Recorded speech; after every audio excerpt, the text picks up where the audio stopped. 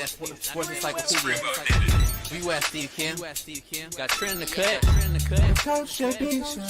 What are you? He's the best. Yeah. He's a master motivator. I'm a master motivator. I ain't no regular ass motivator. I'm a fucking master. Coaches tried to make practice so hard that the game was less intrusive.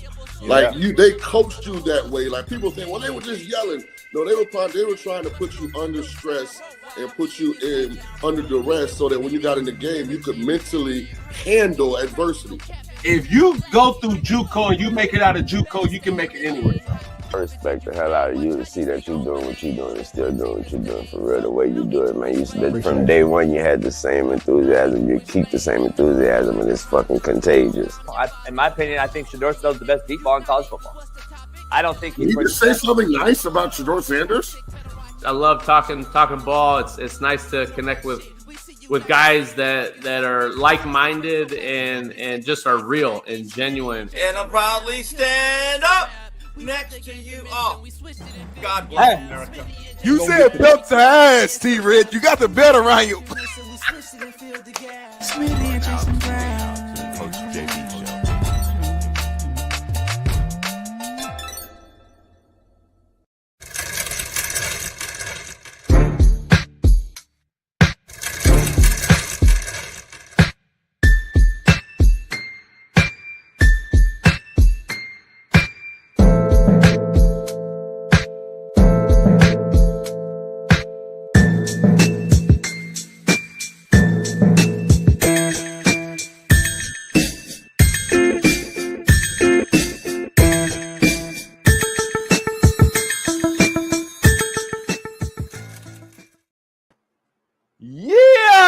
Free Game Friday, stand up.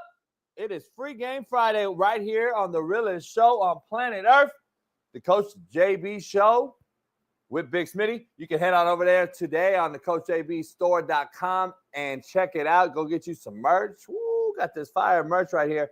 The new Coach JB merch is out on the website, CoachJBStore.com. We got a loaded lineup today. Dr. Jesse Morse joins us in the first 15. We got big Matt McChesney and Shaun King joining us. We're going to break down all things Army-Navy for tomorrow's football game, which will pretty much be the only one. We got some FCS playoffs still going on. And Mercer, the team Alabama beat that everybody gave shit for, is still in the FCS playoff. We got a loaded lineup, man, and can't wait to dive into it because LeBron is missing. He's on a milk carton, people. And we don't know where he is. Can't wait to dive into that one. But first of all, let's dive into this. The Rams took out the Niners, the hated ones. It's like the Rams and the Niners versus the Dodgers and the Giants. We hate the Giants up north, and we hate the Niners up north. And I love to see the Rams sweep the Niners for the first time in quite a few years, 3 in a row.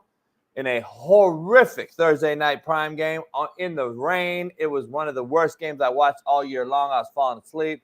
Couldn't throw the ball, couldn't run the ball. But you know what? Kyron Williams, 29 carries for over 110 yards. They grinded him. That's great coaching by Sean McVay. He didn't feel the urge to press and throw the ball all over the park like the worst coach in America did in Kyle Shanahan. He forced throws in the rain instead of run the ball. That's why he loses those close games. That is why he's the most overrated coach in the history of the NFL. But what do I know? The Rams are right there on the Seahawks' ass. It's going to be a very, very interesting last few games as the Rams have the Cardinals. They end with the Seahawks. Going to be interesting in the NFC West to get that last playoff spot. During that game, though, subsequently, the 49ers linebacker, DeAndre Campbell, told the team, I'm not going in. No, I don't want to play. And he sucked his lips and sucked his teeth and, wow. Can't wait to dive into this because I still don't even know what to say. But I've got something to say. Said he didn't want to play no more. Ooh, my goodness. I know everybody's asking me on Twitter, what would I have done? Well, everybody should know what I would do, and we're going to dive into that. Bill Belichick introduced as the new head coach in Chapel Hill. And the Dolphins just cut Odell Beckham. They say they mutually agreed to part ways. And the legendary Dick Vitale has announced he is cancer-free again after a recent PET scan. But before we begin, let's bring in my Far East Sider, Naptown legend, 317, LeBron hairline having, AR5 defending, Caitlin Clark jocking, Naptown's very own Big Smitty. What's going on, y'all? What's going on? It's Friday. We feeling good. I need music for you or something. Because it comes in, it's real. It's just really shitty introduction. Like your backdrop, it has the show, but then that's it. Your sound is shitty. It's a shitty. I don't like it. Do we have music, Bailey, that we can bring him in on if I redid it? Is there like a little song or something?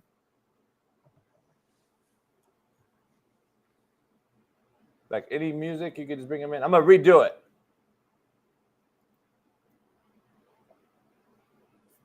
Before we begin, my Naptown legend, Far East Sider, LeBron hairline having, AR5 defending, Lamar Jackson loving, Caitlin Clark swinging, Naptown legend, Fox Sports, Big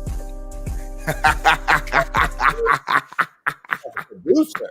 Fucking producer. Yeah. That's what I we do. had music all last year, JB. We've been doing that. I produce. We've been doing that, JB. I can go to your place and produce. Because you know why? Why? What? I got this. What's that? I can go to Fox and run shit. What's going on, y'all, man? It's Free Game Friday. I'm in a great mood. I'm chilling all day. I'm just chilling all day, man. I'm gonna go to work. What do you mean chilling all day? I'm just chilling today. Like I'm gonna go to work, take care of everything I need to take care of. I'm just gonna chill. I might have a drink. I might just do whatever. I'm just gonna chill today. The whole day, just chilling. I'm gonna chill. I'm in LA. We chilling today. I gotta address the racists in the room. You don't need to say nothing. Can I be the white guy in the room that says we need to stop with this? You know why we need to stop with it? I love chicken. I love watermelon. Oh, bitch ass. I love chicken and watermelon. And you know what? Every white person I know do. And we had this conversation amongst a bunch of white folks. I called all the white folks. I called all the whiteys. And I said, hey, dog, let's have this conversation. And they was like, what's up? So me, my boy Pat Erlacher, we were talking about this. We were like, brothers get a bad rap for chicken and watermelon. Do you know we all love chicken and watermelon? You dumb motherfucker. Now block them, Bailey. All right, let's dive into the show, Smitty. I hate ignorance. Ignorance is so unbecoming. It really is. A lot of people are ignorant, though. That's the problem. That's the issue. A lot of people are. You're right. Yeah, a lot of people are. So and idiots come in all shapes, sizes, and colors. We all know that. Here's the problem. These guys go on social media and type shit, and it's just they're cowards, man. They're just so cowards. I don't say nothing unless I would do it in person to you. So what you saying, like right now, if that person made a comment in person, you will actually go check them in person. Same thing I just did right now. Same thing you just said. Got you. Okay, no problem at all. See, a lot of people, though, to your point, they got Twitter fingers. No, they'll type all day. They'll type all day long, but if you see them in person, they wouldn't say a word. They wouldn't say a word. The internet has made everybody gangster now. The phones, the keyboards, the online playing. Have you ever heard like young people play on like Call of Duty online and the stuff they be saying when they playing the game? They talk. You know that guy, what he said. You know that guy uses certain words all day. Oh, all the time. All the time. Not a debate. Without question. That's not a debate. So, you know, it is what it is. Doctor? Oh, my bad. Yeah. Let's dive into this, Smitty, because, man, our thumbnail is ridiculous. I told Bailey, I said, hey, man, let's do a basketball thumbnail for Smitty. I said, I think it needs to happen.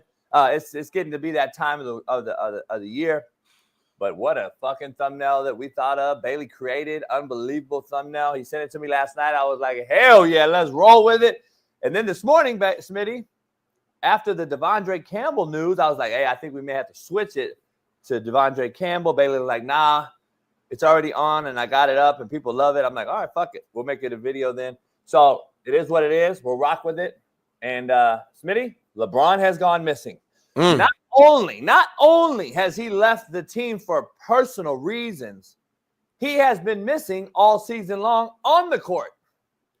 He has had the worst season ever, his worst season ever. This gives me a real serious, I'm just going to be honest and throw it out there. And I'm not alleging anything. Like Colby Covington and all these guys that have come out on the mics and all these different people that are alleging things about the whole Diddy and all that shit. That's all bull. We're not diving into the conspiracy because I don't know anything about it. But all I know is it gives me a Deshaun Watson feel. I'm just telling you. I have a very serious Deshaun Watson gut instinct feel about this because I don't know, Smitty, any billionaire that's done what he's done and left the legacy that he has on the basketball court in the, promotional marketing and brand side of things can literally come out and say, I got personal issues. I got to leave the game. Unless you're really deathly ill or sick or the wife or the mom or something, which he hasn't said, I don't have sympathy for you telling me you need personal bereavement time.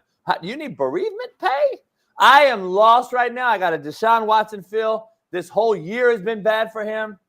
And we're going to discuss this, Smitty, but after this guy strong-armed the Lakers into drafting his son, who is absolute trash on the basketball court. Dropped 30 last night. Now has done this to his fans, Smitty. The organization and to his own legacy. This is why he will never be in the discussion when it comes to the GOAT and why he is soft, in my opinion, and why he goes to others to win and why others never come to him to win. Period, point blank. The Diddy accusations by Colby Covington and all these guys is hilarious, but that's not what this is about. At the end of the day, Smitty, you wanted this, LeBron. You now run and hide from it? You said you wanted to play 82 games, 21 years in. I'm going to go show everyone. I got the best body. I put $2 million into it a year. Now you're showing everyone what we already thought. You soft, you weak, and you chasing numbers versus chasing rings. You will never be considered a GOAT. And for me, you aren't even in my top 10, homeboy. Go away so I can become a Laker fan again. Nobody in LA wants you. But what do I know, Big Smitty? Dive into it. Go ahead. Disagree all you want. And if you ever say Bronny scored 30 last night, I'm going to come through this TV and fucking, I don't know what I'll do to you. I'm just letting you know that he dropped 30. So I'm saying. Yeah, where did he do it at? The G League. Stop. The G League. Yeah, Stop. he dropped 30. The G League? It's not even the G League no more. It's below the G League. It's like a fucking bunch of cats from the park went up to the G League because nobody's going to the G League no more. They're going overseas. Have you seen the overseas G League guys that have left the G League and went overseas? The G League is horrific now. But anyway, give me a real hard take real quick before we got our first guest in. You said a lot, and I'm not even a LeBron guy, but you tripping. You tripping on multiple sides. You start off by saying the whole Diddy thing is a joke, but then hold on, the whole Diddy thing is a joke, but then you compare him to dad. It was a little. That's how I sneeze. So anyway, you said the Diddy thing's a joke, but then you say you got Deshaun Watson vibe. So that's off the bat. You crazy as hell for even saying that. Number one. You never make those type of accusations unless you got literal insider type of vibe to say that. To say that is crazy. Number one. Number two, to say the man is hurting his legacy is year 22, homie. Whatever you had LeBron at this point is where you had him at. When Jordan went to the Wizards, he didn't hurt his legacy. Kobe's last couple years in the league when he didn't play that good, he didn't hurt his legacy. At that point, the legacy is already made. So, all this is year 22, homie. He not winning no championships no more. He wanted to play with his son. He wanted to end it his way, and we've always allowed greats to end it their way. We gave Kobe a 2-year. What was it? He got $20 million a year or something. His last couple years. Did he? Was he worth that at that point in time of his career? As much as I love y'all know, I'm a Kobe stan. He didn't necessarily. He wasn't a $20 million a year player at that point in his career. But all the work he had done previously to that, we was like, you know what, you've earned it. Here, we got LeBron is in year 22. Yes, he's not the exact same player, but he's still averaging 23, 9, and 8. So in year 22, something we've never seen before. That's your problem, homie. So in summation, we got to pump the brakes on the whole legacy talk. It's coming off as like hate. It's coming off as like a personal hate because first of all, let's compare you just compared him to Kobe, homie. Kobe was with one fucking organization the whole time. The Lakers owed him. They don't owe LeBron James, homie. LeBron has 5 organizations, homie. Fuck I that. compare him to Kobe in the sense of when superstar players get late in their career, they're not the same, and we don't use that to tarnish. We don't use that to tarnish their legacies when it's year 19, year 20, year 21. You're letting this. You said this is why he'll never be in the GOAT discussion, homie. If you don't have him in a GOAT discussion now, you never had him in there anyways. This year won't do nothing to that. The last thing I'll say, the fact that you say he's not in your top 10, to me, you should never say that publicly again because that discredits all the basketball knowledge. That discredits anybody who understands the game of basketball. That discredits your opinion or your take because it's like there's no way in hell you don't have LeBron in your top 10. I don't care about GOAT. GOAT is whatever. Number one, and I know more basketball than you'll ever know. Remember that. Say he's not top 10, and if you actually mean that, you need to get your brain scanned and get your brain checked. There are not 10 players in the history of basketball that's been better than LeBron James. You know that. We can have a basketball trivia any day you want, and I will fucking dog walk you. Trivia. I'm talking about you. I'm just talking history, homie. If you know basketball, like you say you do, there are not 10 players better than LeBron James. You don't know half of basketball. I know, homie. I'll dog walk you in basketball. That's a super hot take. Get it. Don't get it twisted. I will dog walk you in basketball discussion. Who? You. No, you won't. LeBron is Indiana, homie. Garbage. It don't matter. You don't know shit. Indiana, homie. Hey, we got a guess that's not invented basketball, homie. LeBron is shitty, and that's where we are. I'm standing. Sounds personal to me. I got Deshaun Watson vibes. Let's dive into Dr. Jesse Morse. Our main man is joining us on a Friday.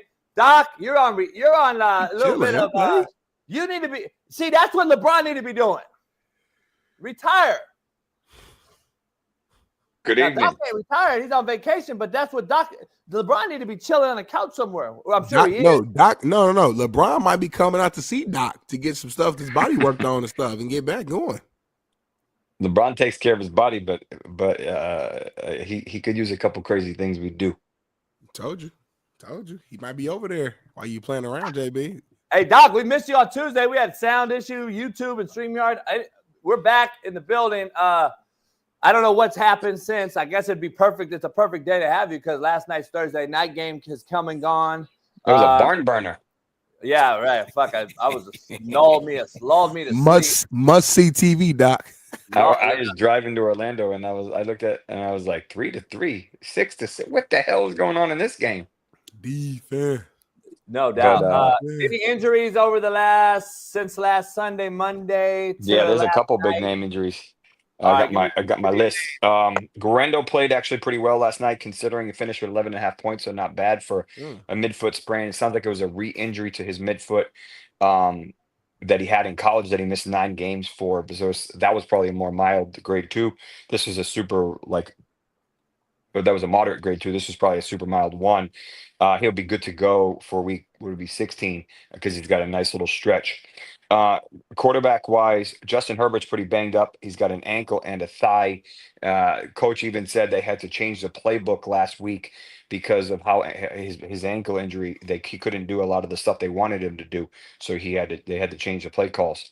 I'm assuming he's going to be a little healthier. He's the type of player he's just going to play through this, but he will be restricted and limited in that capacity. He should get back his top wide receiver in Ladd McConkey, who's practiced the past couple of days in limited capacity with that knee and shoulder injuries. Aiden O'Connell went from being put in an air cast, which usually insinuates fracture, to saying, "Oh, it's just a bruise, and he's potentially likely going to play on Monday." Okay, I'll take it. That's what they said. So sometimes they're better safe than sorry, and this sounds like this is one of those times. Gotcha. But he hasn't practiced really at all yet this week. Today will be the second day he possibly could practice. I think if he practices by tomorrow, because it's a Monday night game, he'll be fine and he'll end up playing. a little restricted, but I think he'll probably be better than Ritter. Derek Carr is out with a combination of concussion and a left non-throwing hand fracture. Jake Haener is the quarterback there this week, and they said they haven't said that Olave is out for the year, but he's been kind of lurking, so I don't know what they're going to do with him. He was placed on IR about almost a month ago with a concussion. Will Levis re-injured that throwing shoulder. I haven't seen his practice status this week. I'm assuming he's playing, but obviously this might be something he needs to address in the offseason because he's already re-injured it twice. Hopefully it's not to the point where Anthony Richardson's was last year, but it can get that way because they're ligaments that continue to partially tear. Drew Lock is out this week with a heel injury. Could be plantar fascia, could be heel, could be Achilles. So you have who I call Danny DeVito playing this week, which may or may not be good for neighbors. And Brock Purdy is what it is. Last night he's super efficient, but the game was just a hot mess. And besides Kittle, it didn't really, it was a pretty poorly played game. For running backs, we obviously unfortunately saw Jonathan Brooks, the potential stud rookie running back, re-tear his ACL last week. I have some concerns about this. He initially suffered it on November, I think it was 11th of last year. Usually you're looking at, most of those guys will be ready for week 1. Why did he miss the first, 8-9 weeks, something like that? So they obviously already had concerns about this knee or ramping him up. And then he played in, I think, the first 2 games, but didn't do a whole lot. And then he just made a simple cut with that same knee and it gave out. So this kind of gives me Odell Beckham Jr. vibes when he had a partial ACL tear when he was with the Rams, and he knew it. And I think the team knew it. And they allowed him to play through it. He ended up obviously making it to the Super Bowl and ended up tearing it fully there. But I'm just curious to see, how this happened, because the re-tear rate in the first year of an ACL reconstruction is like 5%, 4%, somewhere around there. Over the first 3 years, it's 6 to 7%. So it's not high. So how does this happen in the first year on a super high level athlete? I mean, this is a guy that was in the same caliber or potentially the same caliber as Bijan. So it's like, how does that happen? Now, is he going to miss all of 2025? That is a very real discussion, and it depends on if he has any additional damage besides the ACL. Does he have any meniscus? Does he have any cartilage? Does he have any, PCL or MCL, LCL? So we haven't heard specifics, but he's going to undergo round 2 probably this week or maybe next week, depending on the specifics. Just unfortunate. There's several running backs that are banged up this week. Bucky Irving has not practiced yet with a back injury, re-aggravation. He didn't do a whole lot last week after he re-injured it. Rashad White is probably going to take over this backfield, or again, maybe Sean Tucker a little bit, but I think I feel more comfortable with White. I don't think Irving is going to play, and if he does play, I can't trust him. This is the first week of fantasy playoffs for most leagues. It's do or die, so you have to kind of play your guys that are going to do something. Tony Pollard has not practiced this week with an ankle injury. We don't have any specifics. I didn't even see the injury that it happened on. But he's done this earlier this year. I think it was week 9, and he ended up playing. So we'll have to keep an eye on this today and comments about it. Tajay Spears would take over if he, obviously if he's there, and Pollard isn't ready to go. Maybe Chestnut will do a little bit as well. DeAndre Swift is banged up with a groin injury. This is probably a re-injury to his groin from a couple weeks ago, which is pretty common. Usually these guys try to play through it. I haven't seen any specifics today. I think will be a big day for him. Rico Dowell actually looks pretty good. He's been doing pretty good lately. He popped up with a knee injury, but he was a full practice, so not overly concerning. And then Kenneth Walker has not practiced this week or last week with a calf strain. They made some comments that it's not a bad, which would be like a grade 2, but it's enough to probably hold him out this week. Charbonnet looks fantastic. He looked legit. He should be an RB1 if it wasn't for Walker on this same team. Walker is Charbonnet is a top 10 option this week, like he was last week. So continue to. If Walker misses, Charbonnet is your guy. As far as unfortunately, Breece Hall re-injured that knee before the bye, came back after the bye, kind of did a little bit of nothing that first week, missed last week, and now it sounds like he's going to miss this week because he hasn't practiced yet.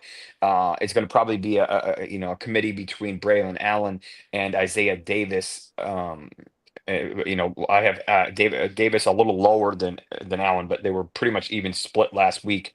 Zamir White was placed on IR with a quad strain, so we'll see Sincere McCormick, who actually looked really good last week, be able to potentially take people to the promised land.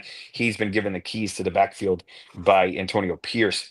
Alexander Madison will be there, but he's not going to be as relevant. Isaiah Pacheco should be almost 100% by now, so he may get full volume this week, between this week and next week. Noah Brown for the Washington Commanders, who's kind of that second, third receiver. He suffered a pretty significant injury where he fractured his ribs, and then the rib slashed or lacerated his kidney. Ooh. Yeah, so this is at least out for a month, could be potentially season ending depending on the severity of the laceration. This happens like once a year. We saw it with Musgrave last year, the tight end for Packers. Keenan Allen had it a couple years ago. We saw CJ Gardner-Johnson have this a couple years ago. So it does happen. It's just kind of rare, but it's definitely super scary because you can lacerate the outside of the kidney capsule, we call it, and then it starts to bleed on the inside. So you have to be super careful. So he's unfortunately done for at least the regular season. McLaurin will get more love.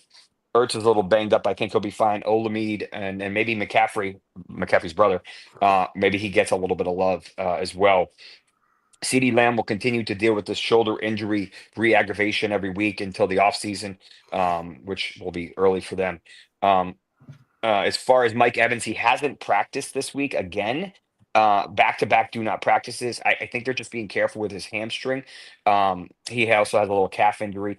I expect him to play. I haven't heard anything otherwise, but we have to be a little careful with him. Pickens is going to be out again this week with a grade 2 hammy, which is a moderate, usually 4 to 6 week injury. So the fact that they even let him potentially try to play last week is a little kind of surprising. But I think he missed last week. He's going to miss a big game this week. But it's not worth it to push him, and then he'll miss a month like Nico Collins or Mike Evans or whoever did. So it's just unfortunate timing for him. Josh Downs will be back this week with his AC sprain, which is good. I think Pittman has a tough matchup. I think they're playing Denver, so you have to be careful of Surtain and their whole secondary. And then we're waiting on updates from Cedric Tillman and Romeo Dobbs with their concussion statuses. They haven't been cleared yet. Finishing up strong, Trey McBride popped up with a knee sprain. I haven't seen any specifics. He's going for the record for most targets and or receptions without getting in the end zone. Okay. So he hasn't scored this year. Evan Ingram back-to-back do not practices with a shoulder injury, probably an AC sprain. I haven't seen any specifics, but we'll have to keep an eye on this. Maybe Brenton Strange becomes relevant this week if Ingram can't go. And then David Njoku suffered a new hamstring strain, probably going to miss this week and next week. I wouldn't be surprised. Atkins will be kind of the guy there with Jameis the gunslinger. Will Dissly's also out this week and probably next week with a pretty bad AC sprain. Dalton Kincaid should be back, though, with his PCL sprain for the first time in for about 4 weeks or so. Keon Coleman will also be back with his wrist fracture, wrist injury. We don't know exactly what it was. And then finally, Dallas Goedert is placed on IR with also a knee sprain. I didn't see specifics. It's probably either a meniscal tear or an MCL sprain, if I were to guess. God damn, they're fragile. We got the softest fucking football players I've ever seen. God damn. Hey, Charbonnet. I picked him last week. He got me like 30 damn points. Yeah, he's a beast. Is he another guy to keep on your fantasy for this week? Oh yeah, he's a top 10 play this week, assuming Walker is out. So Walker's done for the year. Yeah, I think Walker's out this week. Calf strains suck. They anytime you push off, it's over. They're going to save him for the Rams game, probably, huh? Save him for the Rams at the end. Yeah, the Rams went from 1-5 to 5-2 or 6-2, something like that. 6-1, I believe. Yeah, but okay. I got a question. Do you guys have the milk carton where Cooper Kupp is? Oh man! Here's a stat. I want to ask you this question specifically. I'm glad you read my mind on this. Bailey, do you have it? I sent it to you. He ran around last night, so I'm asking you, is he healthy? Because apparently he ran 5 miles last night. Wow, that's a great stat. And did not receive one catch, target, or anything. So, he had 3 targets, no catches. I didn't get to watch the game because I was driving. But I mean, Puka's doing what Puka's been doing. I don't know. As far as I know, he doesn't have an injury. He ran around 5 miles. He got to be all right. If you can run 5 miles, I don't think you're injured. Then I'm fine. I'm fine. You know, with it. I think this is. I think his last name is Lenore. Is that who was on him? Yeah, Lenore. Yeah. I heard that kid's good. I heard that kid's real good. So LA kid. I'm not. Yeah, my buddies. Maybe he just. You know, he needs to get. I saw some stats after the game, but I just didn't get to read them before the game, showing that Lenore is like pretty good, and he may Cooper Kupp may have been a little bit of a fade. If you look at some of the deep advanced stats for who the 49ers have been playing, the slots have really struggled, and maybe the writing was on the wall. If they flexed them out wide and went more vertical routes as opposed to kind of crossing, maybe he would have done a little better. But they won the game, so it don't really matter. His relatives actually in the chat right now. He raised them and coached them at Salesian High School here in LA. So. And Lenore's dating a homegirl whose birthday I was at last Sunday, so shout out to him. But yeah, so you got all connected. Look at that. Cooper Kupp might just be getting a little older, y'all. He just hitting her, Smitty. The big difference. Can you break down how much money he made in that game and how many miles he ran and break it down per mile? Yeah, might have to do that. We might have to do that. That might be a good stat line, Doc. Tomorrow, Army Navy. Huh? I said, do what Doc just said this weekend, like break it all the way down, and Monday we'll come back together. I'm just joking. You do it. I like right busting now. his chops. You do it right now. Hey, Doc, some people bought your pills. They're on them. They're in the chat. They say they feel great. Yes, they love it. I appreciate you all. When you get a promo code or a line, yes, I'll send it to you. I have one. I don't remember it off the top of my head. I think if I send them out this upcoming week, people will get them for Christmas if they want them. Hopefully, people appreciating. I'm trying to help people and also save kidneys and liver at the same time. No doubt. No doubt. I actually started. This is a little crazy story. I started giving it to my dog this week. Really? It's crazy as it sounds. Yeah, and because I have a high level vet that is really knowledgeable, and she's like, try some of this. I'm like, well, my pill has all this in it. She's like, well, try it. So he's a 7-year-old lab, 120 pounds, huge beast. But he's like a little kid now. He's running around. He got all energy, and he's not itching as much. I'm like, damn, okay, maybe I got lucky and found something. So man, if it'll save me $4,000 from having surgery on my other dog, and my other leg of my dog, I'm gonna put her on it too. And I'll give you one a little tip that I just realized with him. Well, first of all the food is garbage. Yeah, you need to avoid all the regular grain free. Lotus is a good brand for food, dog food, cat food, and then Rigo's, which is raw food that you can buy. It's like $20 for like 2 weeks worth. It's not that expensive, but very good for their gut. If you are trying to give a dog a pill and you need to give it to some, give them in low fat cream cheese. They'll eat it up and it's healthy for them. JB don't care nothing about health. He be getting his dogs whatever he eat. Fucking fried chicken, rib, pork, whatever. Macaroni, cheese, collard greens, barbecue, baked beans, pork beans. They eat whatever he eat. So I'm taking my family. I'm in Orlando right now. I'm taking my family to Disney for 4 days. So back to back days. Yeah. So we're hitting all 4 parks. And so it's a little chilly up here. It's 450s. So I'm like, I got to put a sweater on, boy. Yeah. Really? That's dope, dropping though, here man. too. It's dropping here in California too. So a little bit. I'll take the boat out. It's been a little chilly here in LA. Definitely yesterday, man. Well, Doc, man, we appreciate you, man. Work hard, play hard, enjoy your time with your family. I know you always working, so we'll see you next week and have a good time. You guys have a good weekend. Good luck to your teams and good luck to your bets. We'll see you then. Enjoy the fam, brother. All right, later. Yes, Dr. Jesse Morse. Let's go straight to the quote of the day, JB. Let's keep this thing rolling, man. Brought to you by BetUS. JB, please tell the people the whole spiel, the promo code, what they get, everything that comes along with the best betting sponsor in the land. BetUS is the proud sponsor of this show, the realest show on planet Earth, the Coach JB Show with Big Smitty. Use our promo code CoachJB. Get you 120% bonus on your first deposit up to $2,000. Head on over to BetUS today. Tell them we sent you. Use our promo code CoachJB and bet tomorrow's Army Navy. You can bet tonight's NBA, and you can bet Sunday's NFL ticket all day, every day on BetUS. Head on over there today. Quote of the day, Smitty. Rock bottom is the solid foundation that I built my life on. I kind of like that. I like that. That's like a rap verse. JB said he ain't scared of the struggle. He's not scared of being at the bottom. He said rock bottom is the that's foundation. what he built.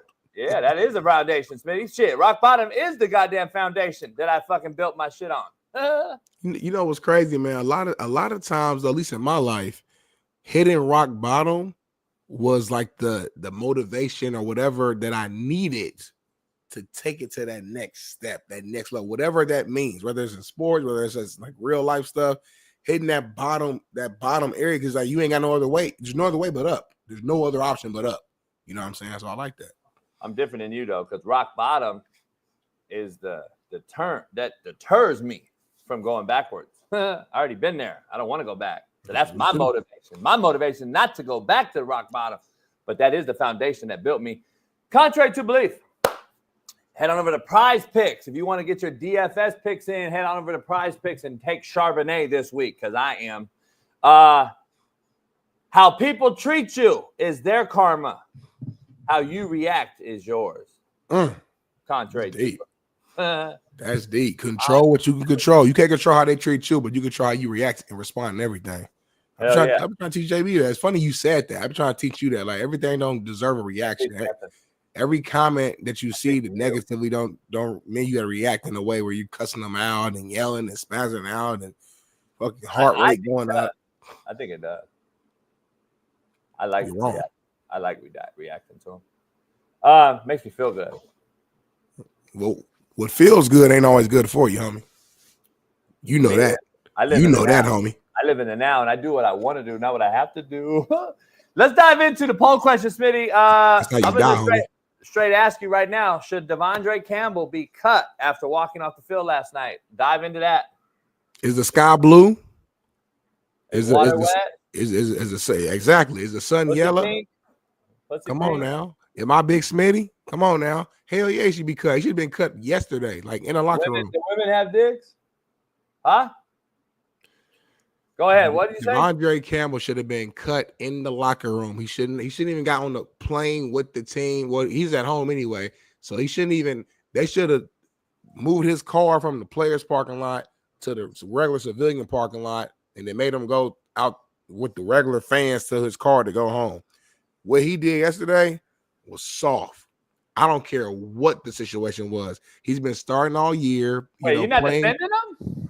Oh, let me hear this. Cook. He's been starting all year. He's been playing decently, whatever.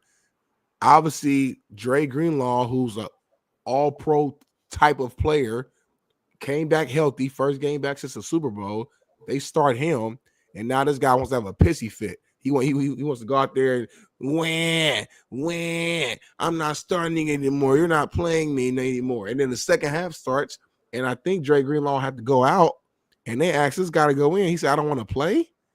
Are you kidding me, man? Like that's soft. That's some of the softest shit I've ever seen in my life. I've never.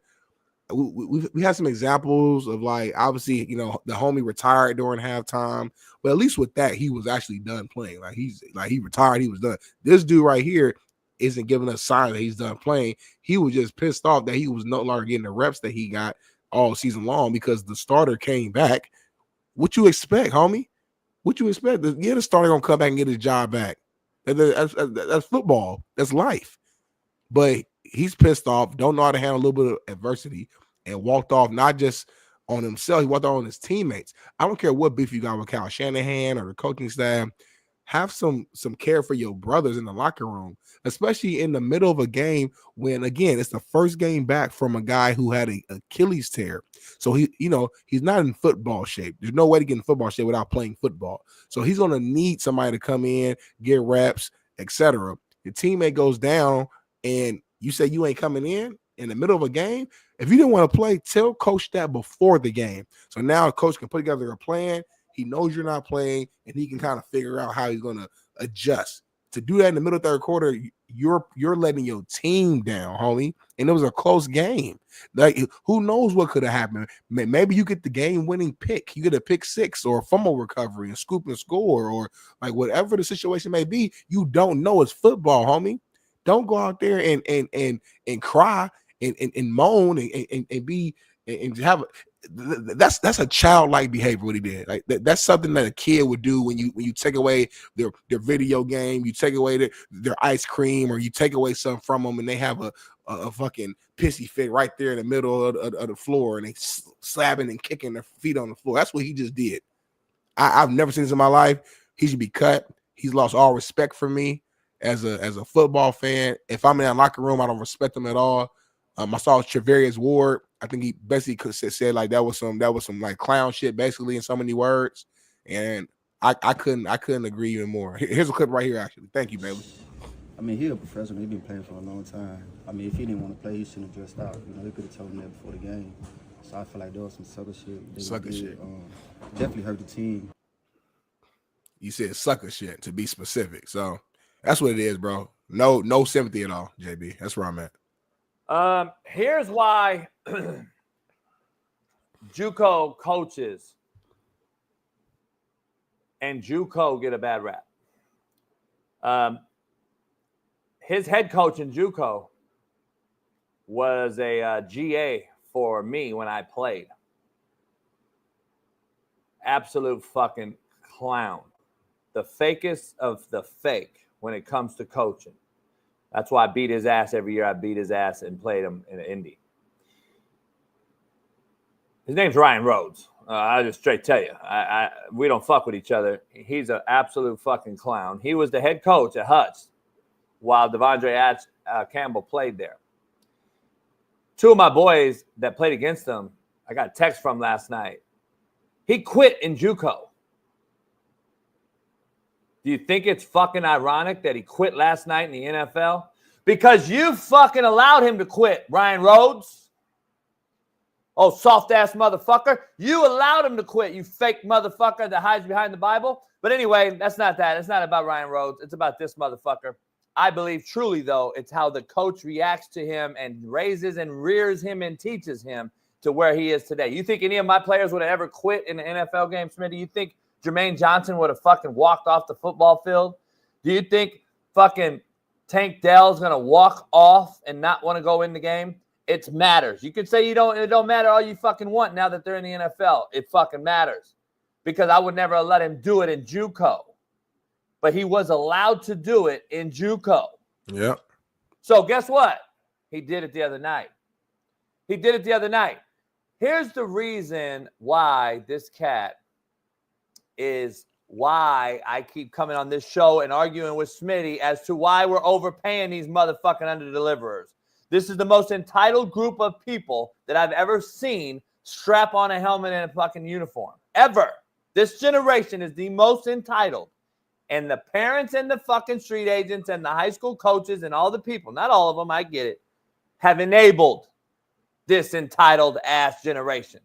And we continue to allow it instead of fucking coach it. And this is what you see now at the ultimate level. Well, you don't think this is direct correlation of the transfer portal and being allowed to do what you want to do? You're out of your mind. You keep arguing me all you guys want. This is what you get. When you give a leash to a cat and say, here, take an inch, they'll take a yard and then a mile and then a fucking, they'll keep running with it until they do this. The ultimate level, a guy being paid, you just saw walk off of a fucking football field during a playoff stretch run on a team that supposedly is a Super Bowl favorite this year going into the season. Again, this isn't on Kyle Shanahan, but it is a black eye on Kyle Shanahan because it fits my narrative for Kyle Shanahan. This is, again, why this team is going to has imploded, and this is why I said it before the year that the Niners are imploding and will never win under Kyle Shanahan. I was called crazy. They have the best roster, blah, blah, blah. Yeah? How do I look now? The 49ers are done. Stick a fork in them like I said they were before the season started. Kyle Shanahan is the most overrated coach in football, and this roster is deteriorated in front of our very eyes.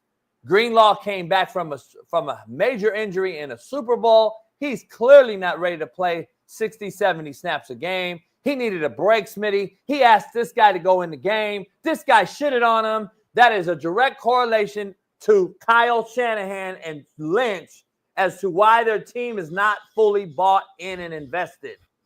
And they're older. They've gone older in front of our very eyes. They've been to it's like I got there, Smitty, but then I got blue balls. I didn't get to bust. Like two blitzes in a row, you fucking and you didn't bust. And you're like, fuck, man. Cool. Like cool session though. It was foreplay was great. Y'all winning. Shit's over. You're like, fuck, but you just didn't finish. Yeah, I'm quitting playing. I'm quitting chasing pussy. And then that's when the motherfuckers go the other way. Well, I ain't saying all that, but I'm gonna say this, man. DeAndre Campbell, man, what you just did, you just tarnish your resume. Because if I'm another team, because they gonna cut you. If it ain't, I'm sure. I'm surprised it ain't broke. I wouldn't be shocked if they don't cut him though. I'm not gonna be surprised. Smitty, I'm not gonna be surprised if they don't cut him. I'm gonna be surprised. Because there's no way, because he's lost the locker room. It's bigger than Shanahan and bigger than anybody else. The locker room, the teammates immediately already called him out. George Kittle had comments too. George Kittle called him out too. So you got star players, Travarius Ward, George Kittle. It's a wrap. You can't come to film today and be in the locker room with your teammates with your flops on and just watching film and think everything cool. Like hell no, bro. It's a wrap. I got it on ESPN already defending them, Smitty. And I think other teams, I don't think other teams ain't gonna want to pick them up either. That's crazy, bro. Because now I know, like, if you got quit in your blood, you a quitter. Homie, we've been seeing it more and more and more, though, Smitty. I can't quit. I've been calling this shit out for how long? I couldn't. You've been defending these motherfuckers. I'm just telling you. I couldn't do that. I couldn't quit. That ain't in my blood. I wanted to be on the field at all times, no matter if I don't give a fuck. This dude is built different, and he's 31 years old. He's my age, so it's just like I can't even say, oh, he's 23. He's young cats. Nah, he my age. So like this just must be in him. And I didn't know he quit in JUCO. You said so that goes to show you this is something that he's been doing. That's why I don't blame Shanahan. This has been in his blood. This is who this Campbell cat is. You blame Shanahan for, I guess, picking him up on the team. I guess you can blame him for that. You know, or Lynch or whatever as the GM for doing that. I'm not putting this actual action on anybody else but Campbell. He's a grown ass man who made a little boy decision.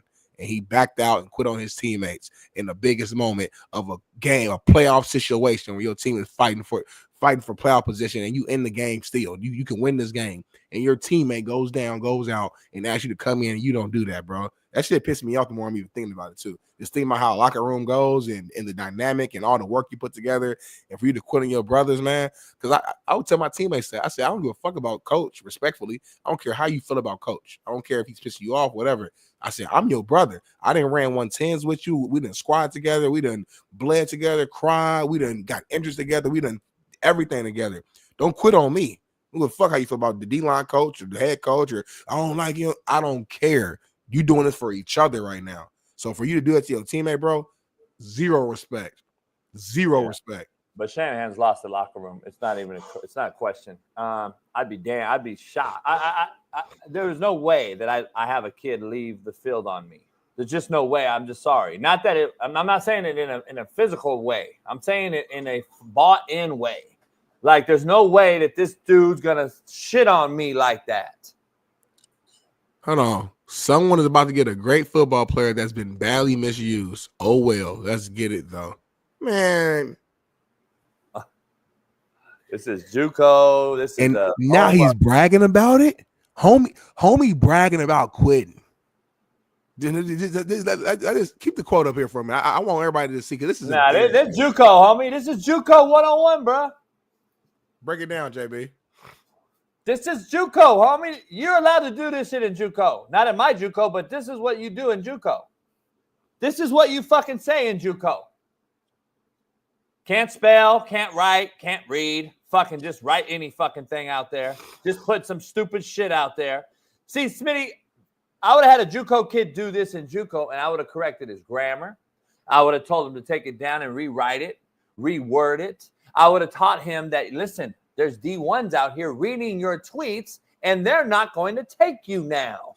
Well, in this instance, Smitty, we've allowed it for so long. Ryan Rhodes allowed it and never helped the kid because he's a selfish fuck who didn't care about anything but himself. And this kid now boomed on, went on to university, played, then he got drafted, and now he's still doing the same shit that he did in JUCO, Smitty, in 2012. Or whatever. I think he was at JUCO at Hudson 12. So if this cat's doing the same thing, doesn't that go back to like, okay, I was allowed to do this somewhere, wherever you want to say it. Somewhere I was allowed to do it and got away with it, and I'm going to continue to do it and get away with it. If anyone out there wants to change the game at the highest level, do not take this guy and make sure he never plays another down in the NFL. Make sure that he never plays another down in the NFL, GMs, coaches, owners. If I'm a football coach on one of the 32, I'm telling my GM and owner, if you take this guy and bring him on our team, I'm done. Do not do it because he is a cancer to our fucking foundation, to our culture, to our locker room. And I will look horrific addressing my players when we say we're taking DeAndre Campbell. We have a hole. We need to fill a linebacker spot, Smitty. Listen, there's some teams that need to fill a spot right now. The Lions, I believe. I think the Rams need a linebacker right now. I believe Washington. I believe Carolina, Jacksonville. There's some teams that need a backer. Is he worth the reward versus the risk? Does the risk outweigh the reward, or does the reward outweigh the risk? The reward does not outweigh the risk with this shitbird. I don't care how many tackles he got. I don't care how good. I think he is a solid player from what I saw. I don't care about that though. It's deeper than that. Football is deeper than that, especially in the biggest moments, especially if you're a team who's trying to really win. The little things matter. And it's not even the little things. This is a big thing in my opinion, but the little things matter. The intangibles, the leadership, the how you fit in the locker room, the accountability, all that. He has no accountability. He's bragging. He's waking up the next morning bragging about him quitting. He should have added more to that post. He should have said, hey man, the next team to get me is getting a quitter, get somebody who doesn't care about his teammates. Against somebody who's soft, or against somebody who likes to as soon as adversity comes, I run away. You're getting somebody who will walk off his teammates in the third quarter, and you're just getting an overall just soft-minded person. That's what you're getting, man. So if you want a soft linebacker, hey man, I'm out here. I just got cut. I'm soft as shit. He doesn't say, you want a shitbird? Get me. If you want a shitbird, sign me. Here, the problem is, Smitty, I don't even have the energy for him. Like, I'm not even that passionate about going off on him. Like, it doesn't do anything. Because this cat, he did something that is not even worthy of prosecution. I almost said execution. Prosecution. He's not worthy of prosecuting. Like, football prosecution. Football should have a prosecuting, liaison.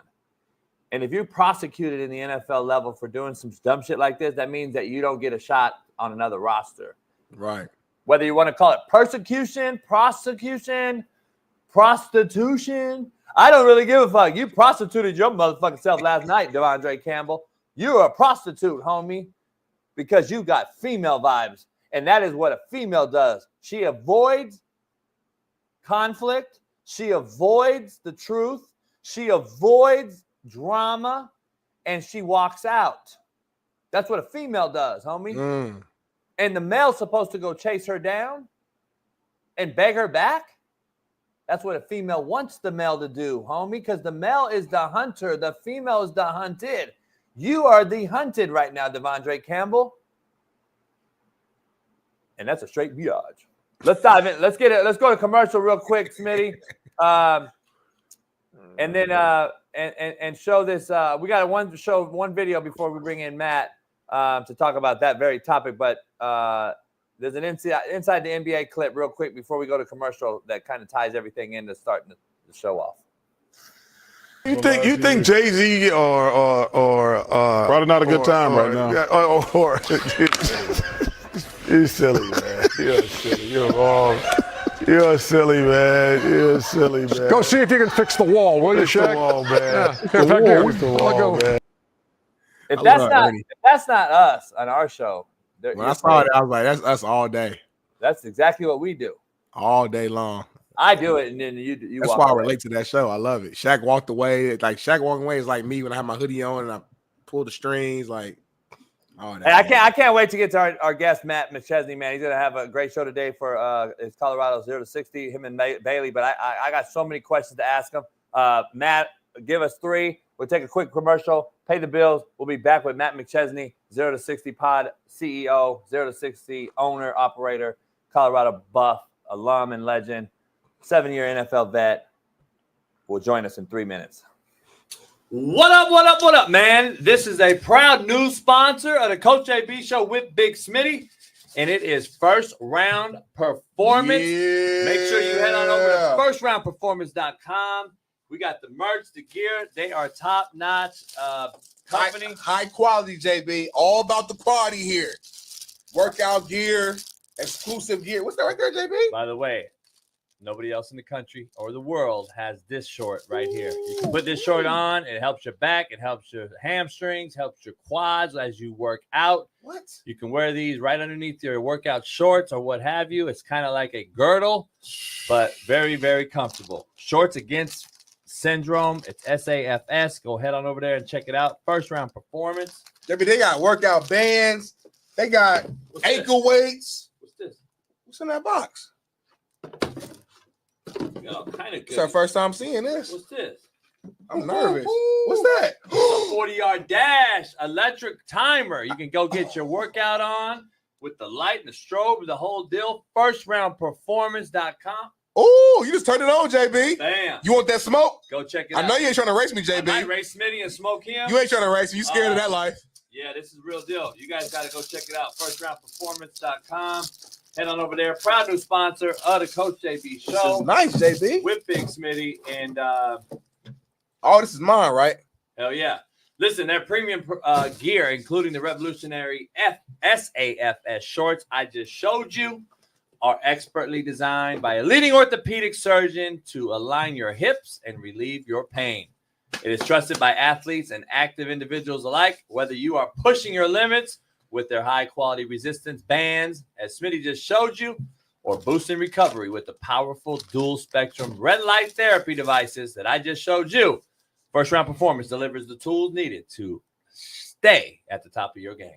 Whether aiming for peak performance or simply wanting to live pain-free, they've got you covered. Visit firstroundperformance.com or shop on Amazon today. They just launched their AmazonStore.com, their Amazon store. This is out there, First Round Performance on Amazon. And so go help them out and grab some performance gear today. And please feel free to reach out to us if you have any questions. Yes, sir. Go First Round. Go First Round, baby. The promo code will be Coach JB. So check that out and head on over there today. Get right, baby. First Round, the highest quality. First Round Performance. Go get you some merch. Ooh, I like this shirt. I like this shirt, JB. Peace.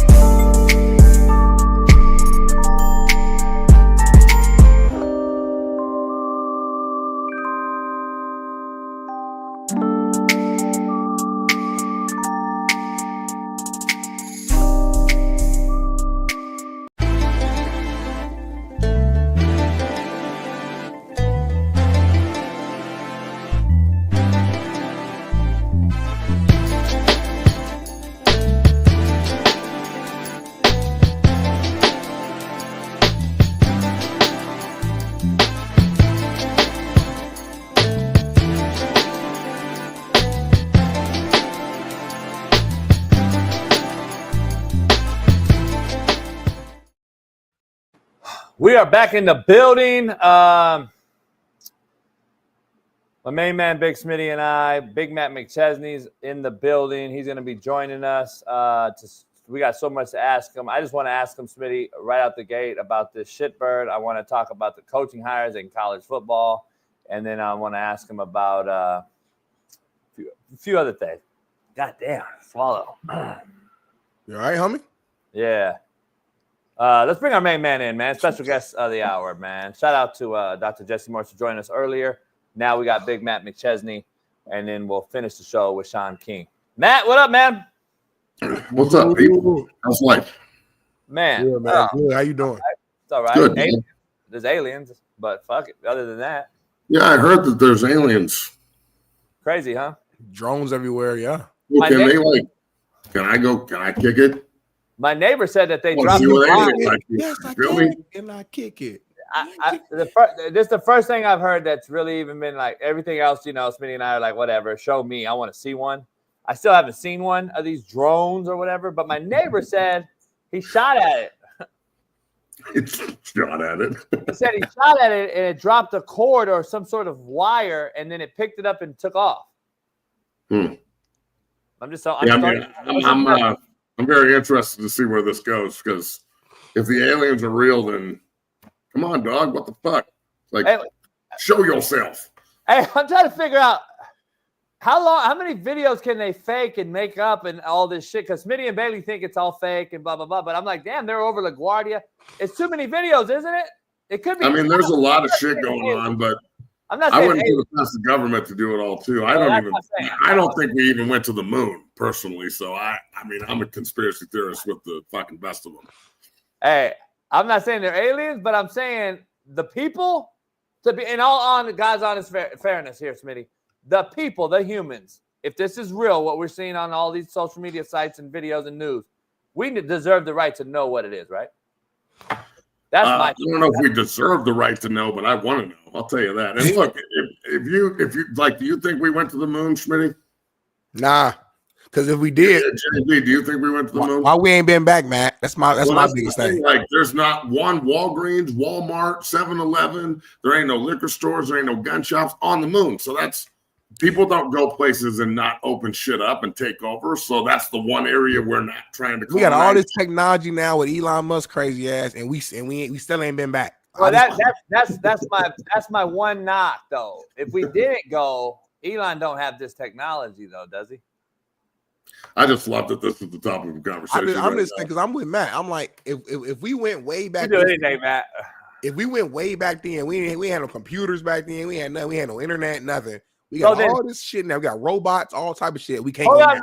So you're saying Elon Musk? You're saying Elon Musk is the smartest human since Albert Einstein? Then I'm saying, well, what? Right? See, y'all don't. You're not hearing. That's where this dumbass conversation goes, bro. I don't even know. You're not listening to how deep I am. He had to have gotten the technology from somewhere, is my point, right? You're telling me that Elon's the smartest human ever then because he's putting shit in space now, right? We ain't been to the moon, though. The Anunnaki.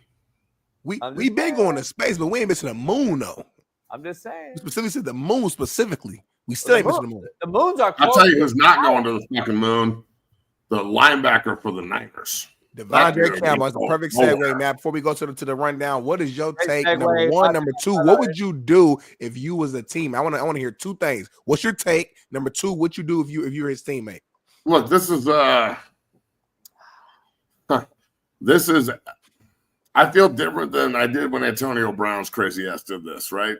Antonio Brown, we knew he was crazy.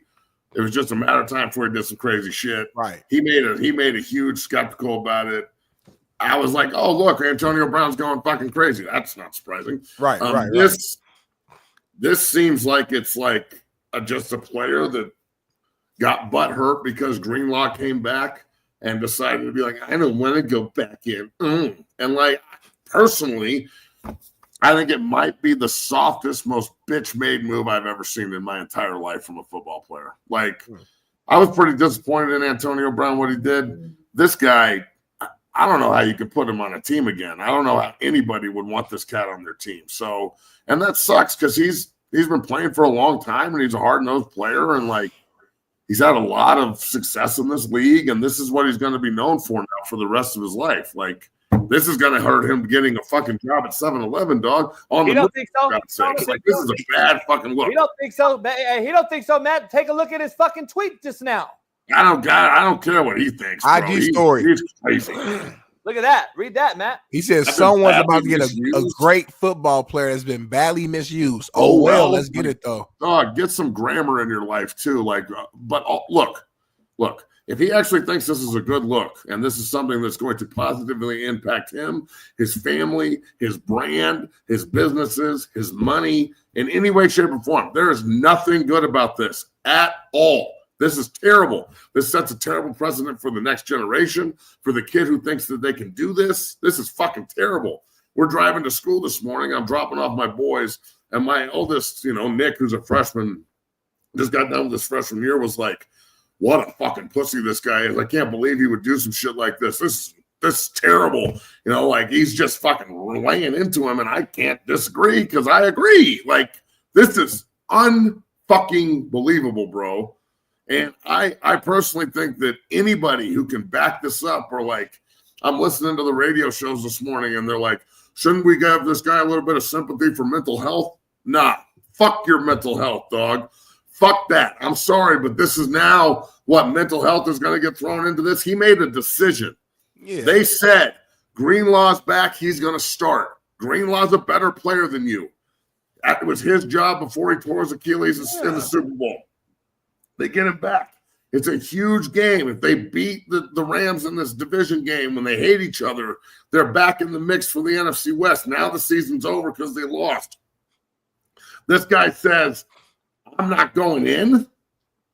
No, I'm just going to walk off the field.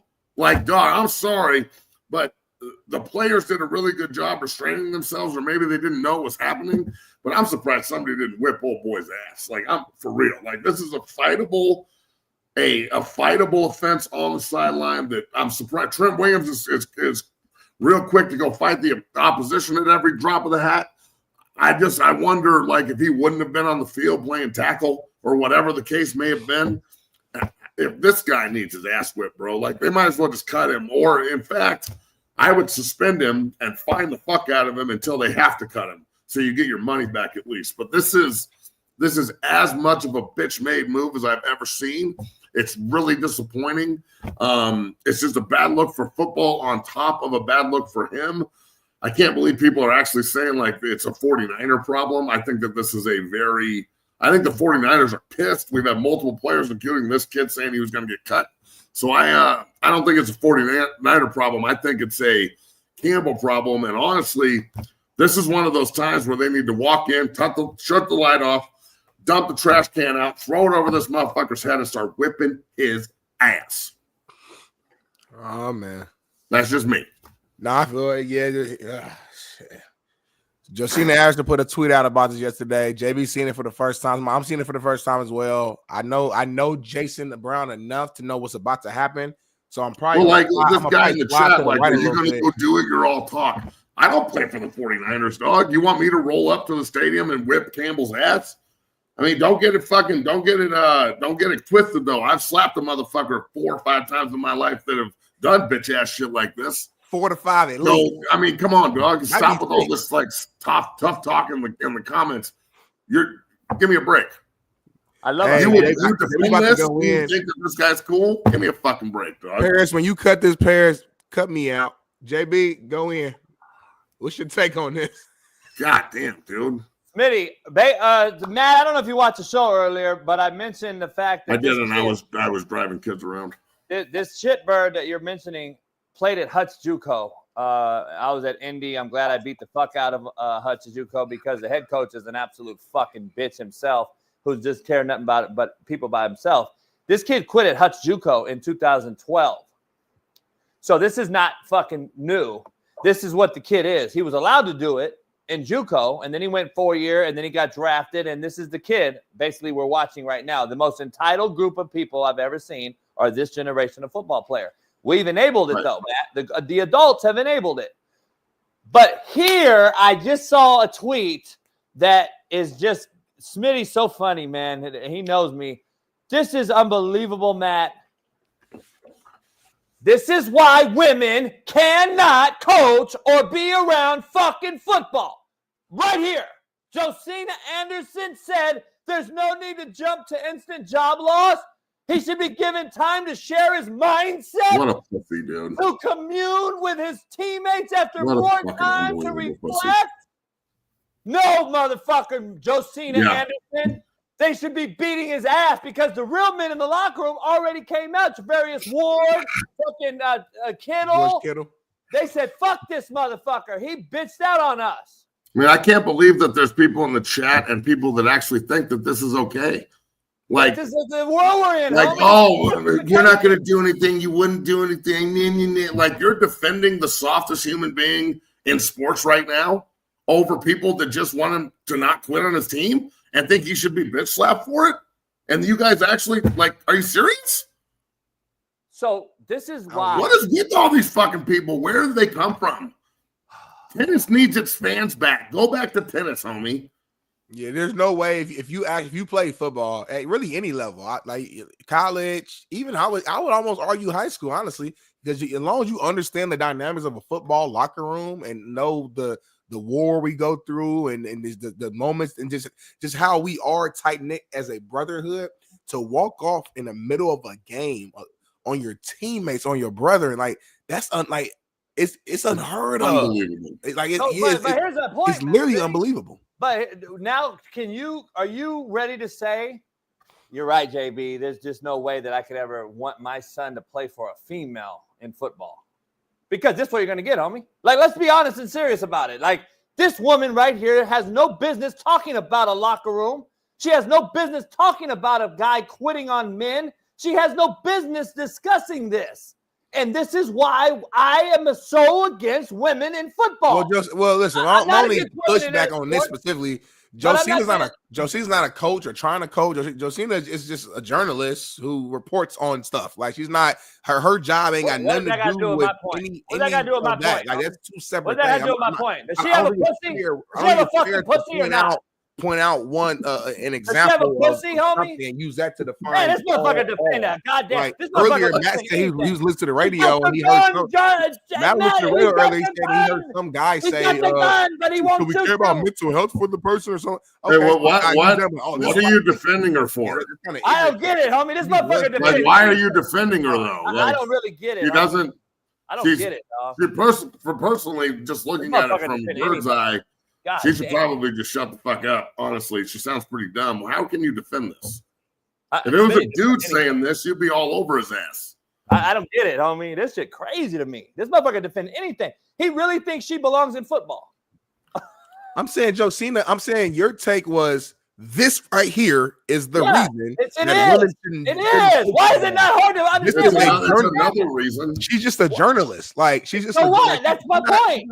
She's not a coach. She's not anything. She's a journalist. Hey, that's my point. We've been having women journalists in sports and football since the beginning of since forever. So that's I'm saying, my point, so you see a tweet that we all three of us disagree with. We're on the same page. We all disagree with. I'm not using that and as the see. That's the reason. That's my. It is the reason. It is the reason.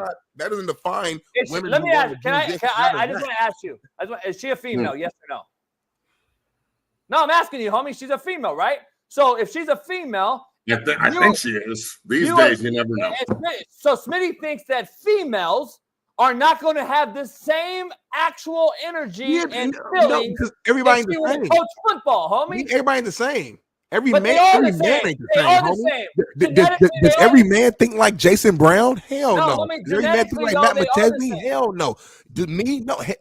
Evidently, we have a man right here, DeAndre Campbell, who we all fucking disagree with. So what I'm saying is, we all don't agree. Just because I'm a woman and we both have vaginas, that don't mean they agree. Because you're a man, you both have penises. I mean, we all agree. So I'm saying, my point being, penis. I'm not going to use vagina.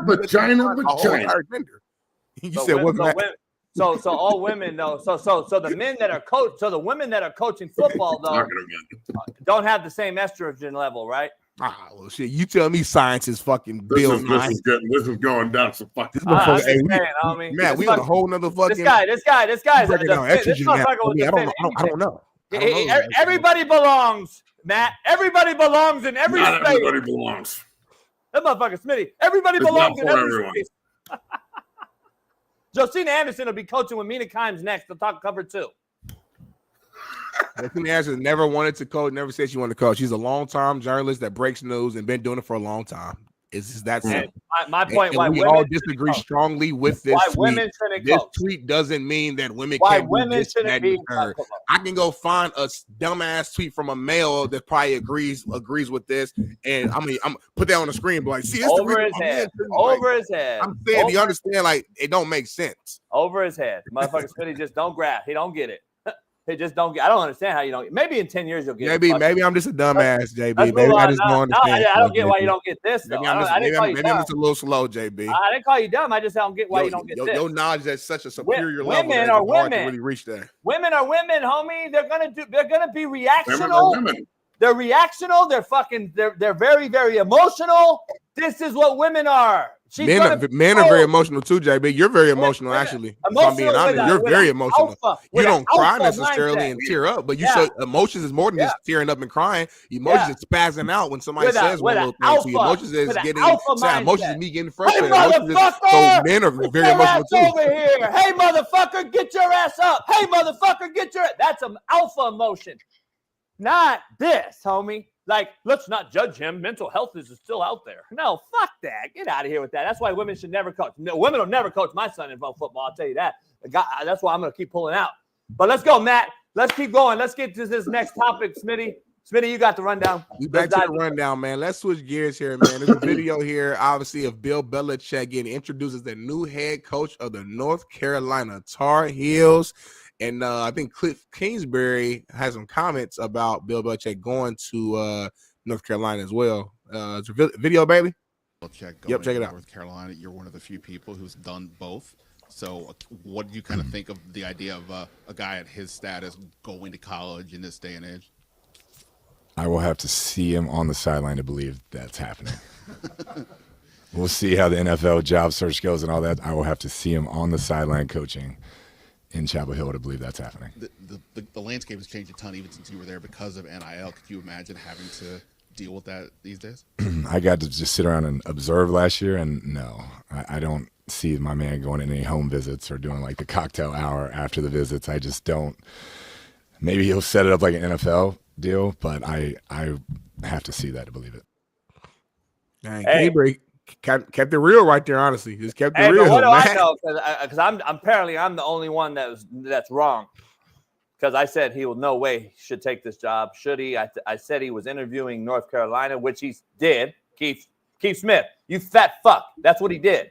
So anyway, I still don't know, and if I'm sold, Matt, if he coaches one game there. I still have a gut feeling that he's going to be in the NFL. I don't know, man. Of course he's going to coach. Did you see the new terms that came out? Oh, yeah. I mean, look, he set this up to help himself. That's for damn sure, and his people. I have no problem with that whatsoever. I have no problem with a coach playing his kid if he's good enough. I have no problem with a coach helping his son coach if he's good enough. This is not the first time that's happened. Look, if this works, I think it could revolutionize a little bit where college football is going, because now you've got, the Dion experiment in Boulder. That obviously worked. You've got the Belichick experiment at Chapel Hill. That we'll see if that works. Little bit, different circumstance now because of NIL and the ability to pay guys and having GM in college and being able to – Belichick's going to go coach and build the team. It's on the general manager and the recruiting staff and the money men behind him to go get the players. So I'm sure he'll have to okay them all, but at the same time, it's not his job to go do that. You're the perfect person. I don't think he'll be – what? You're the perfect person to have on the show. Were you not on the roster when Belichick took the job and quit? No, I wasn't there. I got to the Jets in 2005. Okay, but that did happen, didn't it? It did happen, yeah. Now that said, I like you guys. I think the circumstances are a little bit different. Where the fuck did you two just go? Am I missing something? Is there like some fucking eternal joke? No. I wanted you to have your solo take on it. No, I think that the circumstance is way different because that's Jets and Patriots. I don't foresee Belichick just going to coach and then just leaving. But I don't fucking know, man. I didn't anticipate this happening in the first place. So, Matt, 17. What is he? One note. It could be beneficial. One note, just I think JB had mentioned, just so the fans can know, though, it came out yesterday that Bill Belichick's North Carolina buyout drops from $10 million to $1 million after June 1st, 2025, which would obviously allow him to take an NFL job before coaching a single game at UNC if a team wanted to buy out that easy $1 million. So that's just a note to just have that it's not out of the question that if the right NFL team came along that I think the reason he took North Carolina job is because nobody in the NFL wants him. Right. Here's my issue, Matt. And if I were just play devil's advocate, if I'm, I don't know, New York Giants, where he coached as a DC, coached Lawrence. I'd be hiring the fuck out of him if I was the Giants. I don't know what they're doing. So if I'm the Giants, though, and I call him June 5th when this contract deal that Smitty just mentioned comes into fruition, and I said, hey, man, let's get your 15 fucking wins and break Shula. I'm out. No?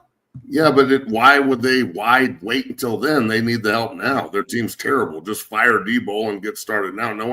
No pro coaches get hired in June. Yeah, Matt actually I agree. I think that's the biggest point, though, JB. It's like I agree. If they're not calling them now to get a job, why would they call in June? And from what I'm hearing was like no team I think wanted to give Bill that full control that he had with the Patriots, meaning him. They want him to coach. They don't want him to GM and all that shit. Right, and I think that's why he went to UNC and with the college route because they don't care here. Full power, treat it like an NFL team. Whatever you want to do your thing. Where I don't think NFL teams were wanting to give him that, especially because of his last kind of couple years with Patriots and seeing how that team kind of, it was bad.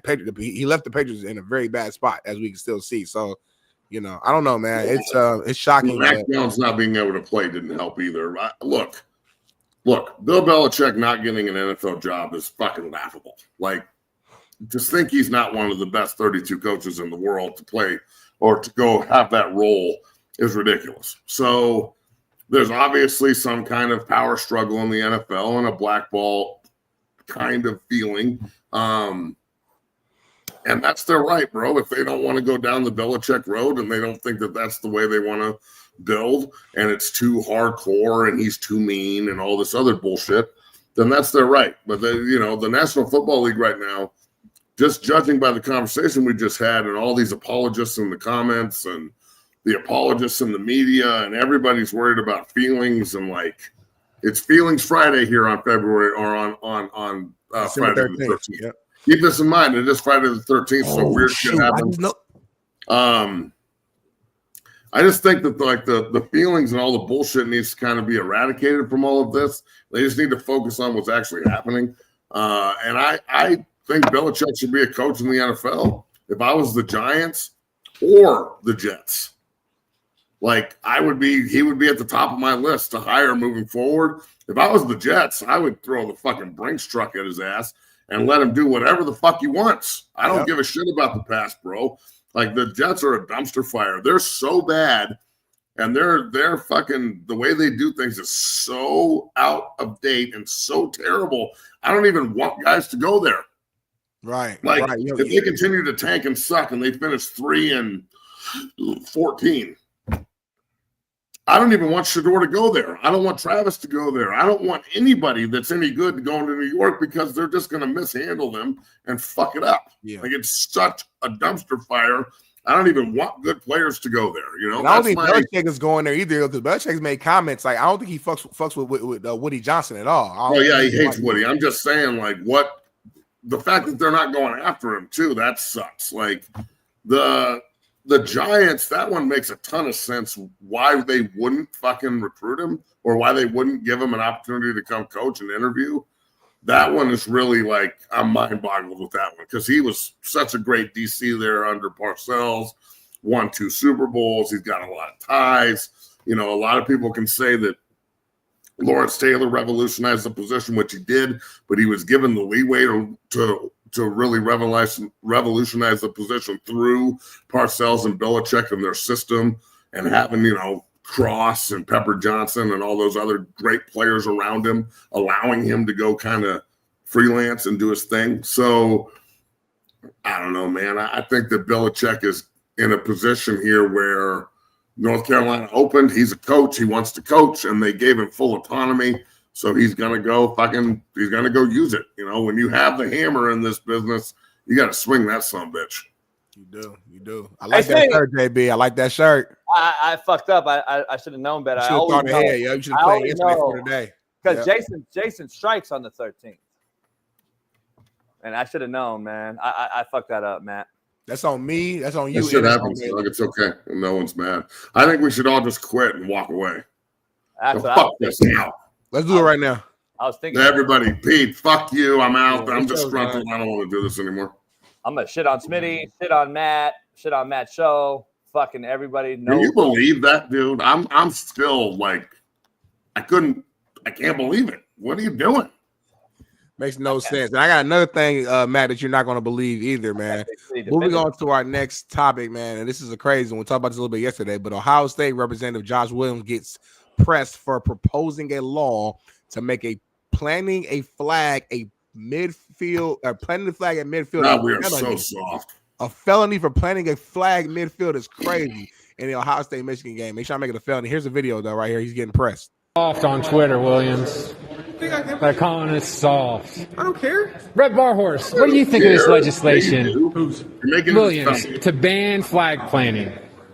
I think sportsmanship should be cool again. I mean, he's just trying to help us out.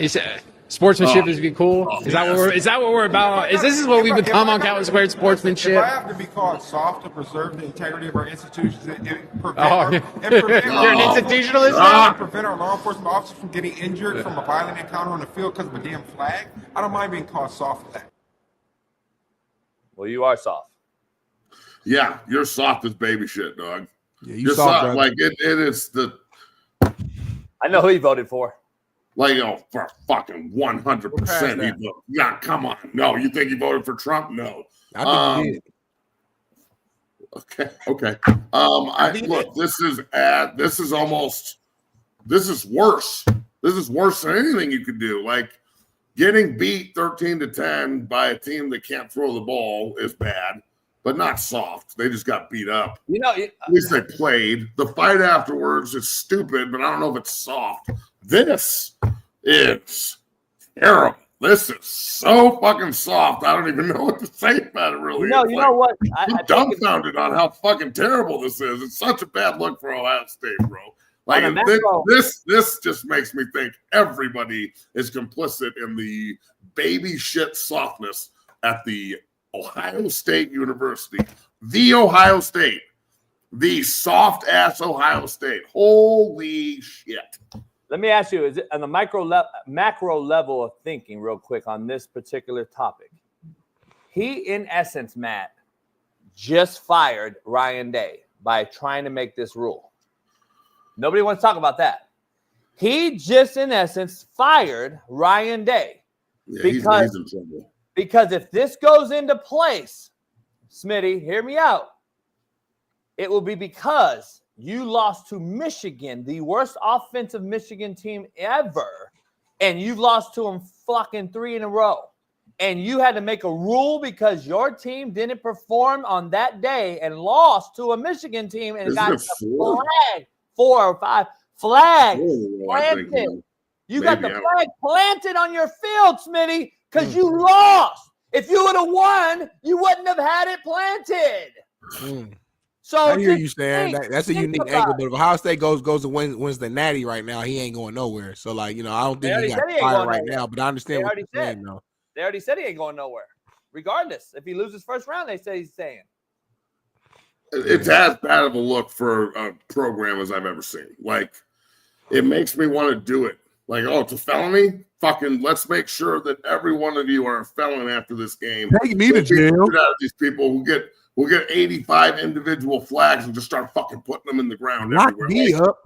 I didn't realize this is as soft as like when the SEC came out and they were like, or the Big 12, they're like, Oklahoma can't do the horns down. It hurts everyone's feelings.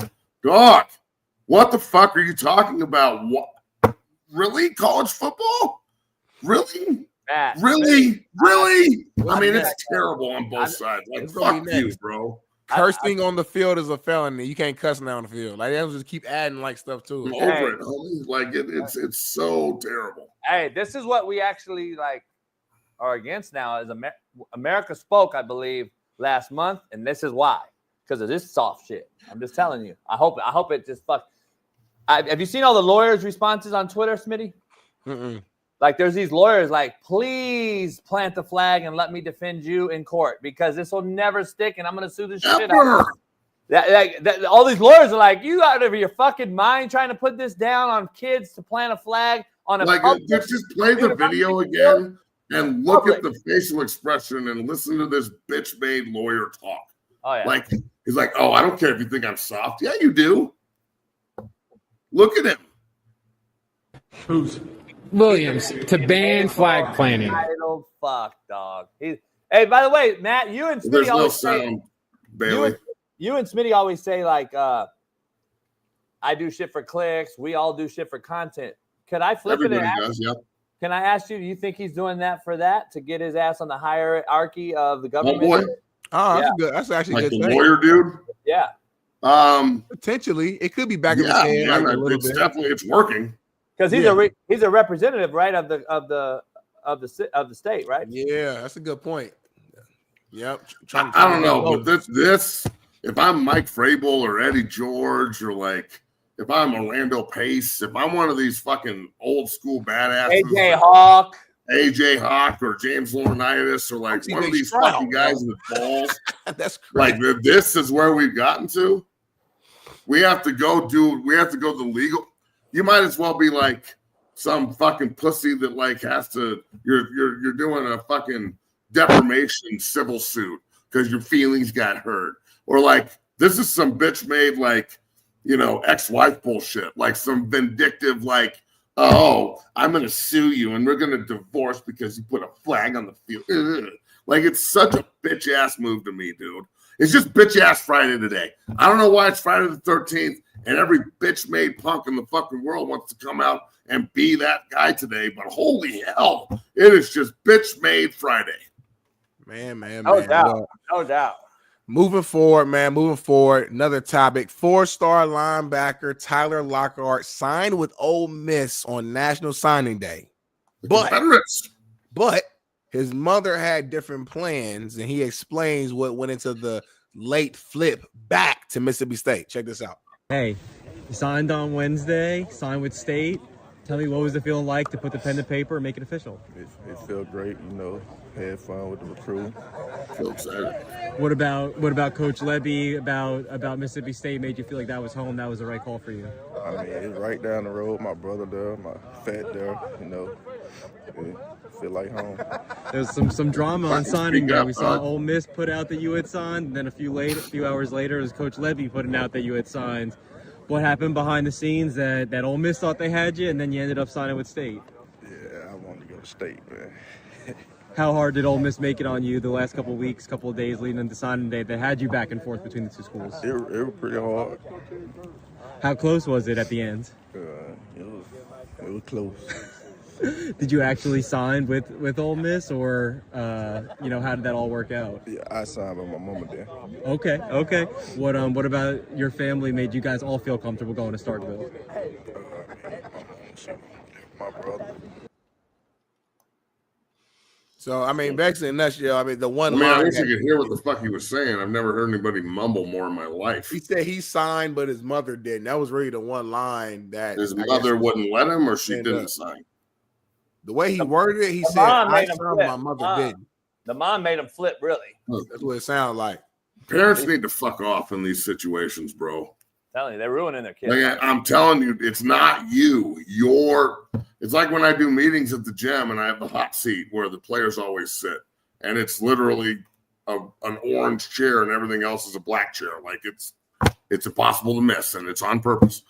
And like the parents will sit in it, and I'll be like, "No, that's for the kid." And they're like, "Well, he can sit there. And I'm like, but he's the one doing the work, not you. This isn't about you. So these parents, this isn't about you. I know you're trying to get some of the NIL money, you scumbag, but this isn't about you, dog. Let your kid go where he wants to go and fucking make his own decisions and fuck up on his own.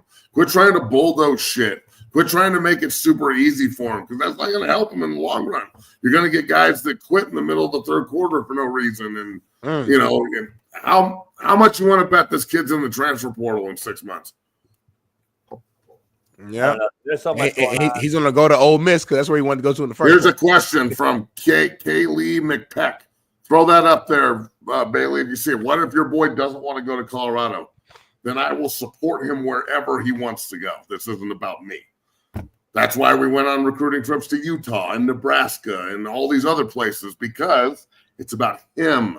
I don't give a shit where he wants to play. I just want him to do it at 100 miles an hour. Because he's the one in the day they got to be at the school for 3 or 4 or 5 whatever years. Yeah, you know, dog, like his experience. Of course, I want him to be happy, but it's not. Right. I'm not here to control where he goes. I don't give a shit. If he wants to go somewhere, then that's the decision we're going to make, and we're rolling. This is why women. D. Joseph, how much influence should a parent in general have in decision though? Like 0. None. 5%. Like, you can give your opinion on what you think, but even if you want him to go to a different place as a parent, you need to step back and go, I support my kid, my son or daughter, whether it's girls volleyball or men's or football, it doesn't fucking matter. And I've got his back or her back. But Matt, if they want to go somewhere, that's where we're going. But Matt, we're the egotistical alpha crazy fucks, though. I thought we didn't care. It's our way or the highway. Remember all this shit that they said? No, he can't go to CSU though. But that I'll joke aside. I was no bullshit on that. Yeah, I was told I was crazy. I was egotistical. We're psychos. We're misogynistic. We're womanizers. But yet we care for our kids, not only our players, but our own kids. But the women out here who are single mothers who don't know how it is to understand the process that these fucking bottom-feeding street agents will milk you dry. Mothers out here, you have to understand how this thing works. They are milking you and they are manipulating you. And there has to be a man that knows what's going on involved if you are a single mother with kids that play football. I'm just telling you, that's my advice. Get around someone that really cares, not just wants you in bed, because that's what it is. I'm just being honest with you guys, man. We care about our kids. I'm not forcing my son to go play somewhere. I'm teaching him the ropes so he can make an educated fucking decision as to where to go. I'm not going to push him nowhere. I've never done that with any of my players. I've never done that with any kid. I would never do it, but I will give you the education and advice of what this is. I will show you how to weigh out the good and the bad, right, Matt? And then you make a decision. You have to make a decision. I will lead you that way because we have the experience in this. My kid at 17 has yet to pay a light bill or put a kid through college, does not have the experience. But I'm not forcing him to go here. I'm teaching him where to go and how to go. You make the decision at the end of the day. Use our experience as humans, and then you take your gut and you mix your gut and your fucking experience of your parent, involve this, and then make a decision. I'm saying, like Herb Street's son committed to Michigan. I'm sure they're pumped up. He's going to school to play for Michigan. I mean, I understand his daddy played at Ohio State, but what the fuck? Nemesis, arch rival, AJ Hawk, everybody's mad. Like, come on. Like, that's what it is. What are you mad about? Did Ohio State go after him and recruit the shit out of him? Right. I don't know. Right. So, again, like, people are real, especially with the whole family thing and the alma mater thing, like, until you're in the position, like, just how about congratulations to you and your family? Like, that's big time, regardless of where the kid goes. The kid doesn't have any allegiance to a school. It's the dad. And Matt, the double-edged sword. Two different people. Yeah, it's a double-edged sword, too. Everything I just told you about helping our kids pick a school, I also am going to sit down and say this is why you either should not transfer just because the going gets a little tough. This is why you're not going to sit here and transfer 4 times either, because it isn't a tweet that says this is God's will. No, it's not. let's make a fucking real choice, sit down together, and let's say, hey, man, we're not going to be that guy that goes to 4 schools, okay? Why do you really want to leave, son? And I'm hearing these crazy rumors. This kid at Florida told somebody at Florida, I told Billy Napier, I want $30 million or some crazy shit. Not 30, but he said, I think he said I want $3 million. And then they said no. That's kind of a big difference. Yeah. They said no. Holy shit, that's a huge difference. What? You know me, I'm exaggerating. The real number is 3, and I guess they told him to get fucked, and he transferred. Well, who did this? Some Florida kid. I don't know. The Lagway guy, he did that? No, it's a fucking white kid. A white? A white kid. So a white. Fucking $3 million. I'm so confused right now. A white so kid. A white kid. $3 million for a white? I'm so confused. Whatever. Hey, white linebacker. You don't deserve that. Hey, Matt. So Army takes on Navy tomorrow, man. Big time game. Army's minus 6.5 point favorites, and the over under is Army's the underdog. 9. Huh? Are you sure Army's the underdog? No. I said Army's 6.5 point favorites. Favorites, my bad. And then the over under is 39. Look, it's going to be a great game. Both these teams are really good this year. You know, Army won their conference, which is fucking awesome.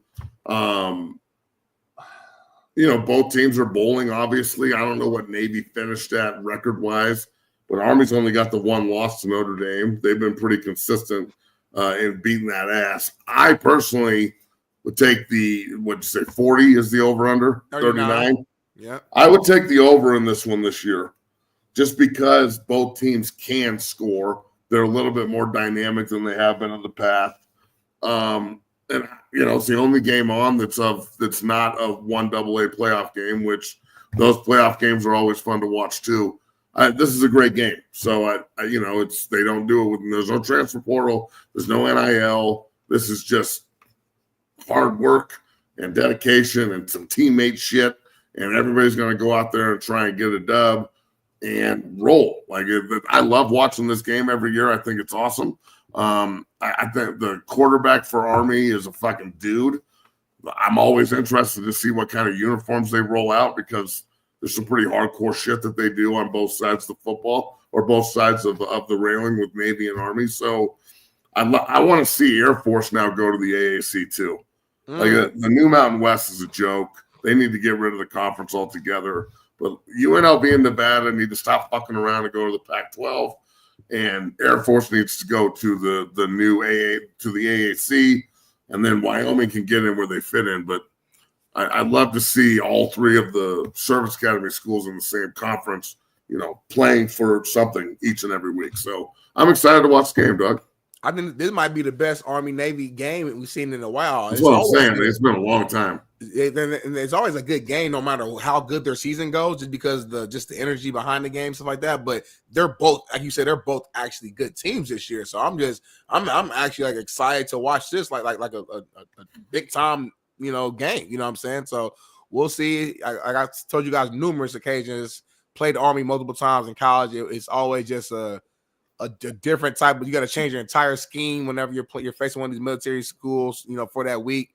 And but it's just you know, they're going to play hard from beginning to end. They're going to play physical, going to play with passion, and it's going to be a very exciting game. So I got Army. I'm gonna go with the under. Because if we see the previous scores, they tend to be low scoring games for whatever reason. It just kind of, you know, there's a few highs, a few ones 21-17 you see in there, but a lot of them are lower score games. So I'm gonna go low. I'm gonna go low score. Go to under. But I'm gonna pick Army to win this thing again. That's fair. Jason, don't call me my name. Don't call me my name. That sounds crazy. I don't really give a fuck. I'm not gonna watch it. I'm not gonna really watch it. I'm actually driving to Arizona early in the morning, so I won't watch it. All right. I don't give a fuck about it. Sorry about that. You shouldn't put that. Hey, salute to the armed forces, though. Sorry for me putting it on the rundown. I apologize. Cool, fantastic. All right. Don't you hate that though? I hate when you guys do that, and I'll bring up a topic and you're like, I don't want to talk about it. Well, fucking put it on the When thing. did I do that? We never do that. Even if I don't like it, don't get to throw me under. I'm not the Campbell of the group. Me either, bro. It's been plenty of times where There's no Campbelling being done around here. Whether it's politics or whatever, y'all know it's been plenty of times where I didn't like a topic and I just went, but I'm a teammate and I ran with the punches. But Can't just quit in the middle of the JB game. will literally come on the show. I'm like, nah, I don't like that. I don't give a fuck. I'm like, damn. I'm gonna sick Campbell today, bitch. I'm out. Dang. When you really think about it, though, we joking. It's kind of crazy, JB. You gotta stop doing that shit. Stop coming live on the show and saying you don't give a fuck about a topic that we decided to talk about as a unit. Fuck your topic. Right. Matt, it don't make no sense. Hey, Matt, you know how to change that? Matt, you know how to change that? Change what? When it says the Big Smitty Show with Coach AB, that's when you change it. Oh, yeah, okay. I'm trying to make the show better. For real. I'm trying to make the show Matt, better. Hey, Matt, I got to ask you real quick. I got to ask you off the top of the rip here. I shut this whole shit down right now. Press end stream. Okay, Rich Rod, West Virginia. Yeah. Belichick to North Carolina. Yeah. We got a possibility of it did happen, Dan Mullen to UNLV. Oh, no shit. Is it a full circle? Is it full circle that the old heads are maybe trying to get back and take this thing back and doing what I got DM'd by the whole Jacksonville State roster, okay? And they said, please contact our AD. I said, no. But thank you for reaching out. I get reached out to every year when a job comes open. Your AD will never hire me, son. That's what I had to tell 30 kids. But listen, do you not see the fact that I don't believe I need coaching, but I do believe the kids need a guy like myself, Belichick, Rich Rod, Dan Mullen. I don't agree. I you know what I'm saying? I think the kids need us, but we don't need college coach. I don't need it no more. But I would love to help the kids. I think the kids are missing out on the Belichicks, the Rich Rods, and the thing. So Jacksonville State, you can't tell me that those kids that were touched, affected, or otherwise by Rich Rod are not better humans today. Same with Bill Belichick and his entire career. And I would say the same for Dan Mullen, who I don't hold in the same regard, but he has done some great things in this sport. I love the hires. Do you or not? I don't have a problem with any of the hires. I mean, the Belichick one obviously stunned me a little bit because I didn't think he would go to college. But, you know, Dan Mullen trying to get back into it at UNLV, okay. You know, it's eager to see where some of these guys end up fitting. The coaching carousel is a real thing. So it is always on repeat. So a guy that didn't work somewhere may work somewhere else. So I don't have a problem with any of the hires. I'd like to see some of these younger cats get an opportunity, but I understand when they go for, you know, a guy like Mullen or a guy like Belichick because they want the name and they also want the stability and everything that they've done in the past. So it can be, sometimes you can be a little shocked on this guy getting a job here or there, but you know, it's just the nature of the business. You know, man, I'd love somebody to hire your ass again one of these days. Yeah, but JB don't want that smoke. See, like JB talks a big game, but I think he's scared of this new age of like the NIL and travel portal. I think he's nervous that if he was to come out of coaching, he wouldn't be able to control the locker room to the level that he thinks he could do it because he doesn't have the same amount of power. Players have the power now, and you could be hard-nosed, tough. You could build culture all you want, but at the end of the day, you can't control these kids. And I think JB's a little nervous to take on that challenge. I've been trying to challenge him for a while. I was going to put him on with Ball State. He backed out. He continues to kind of run away from the challenge. So I don't know. I think he's just at a point in his life, Matt, where he's comfortable being comfortable. Yeah. Matt, I put Smitty in the chat because that's where he belongs. He belongs in the fucking chat because he sounds like these fucking chat Just guys. fucking straight cut his ass.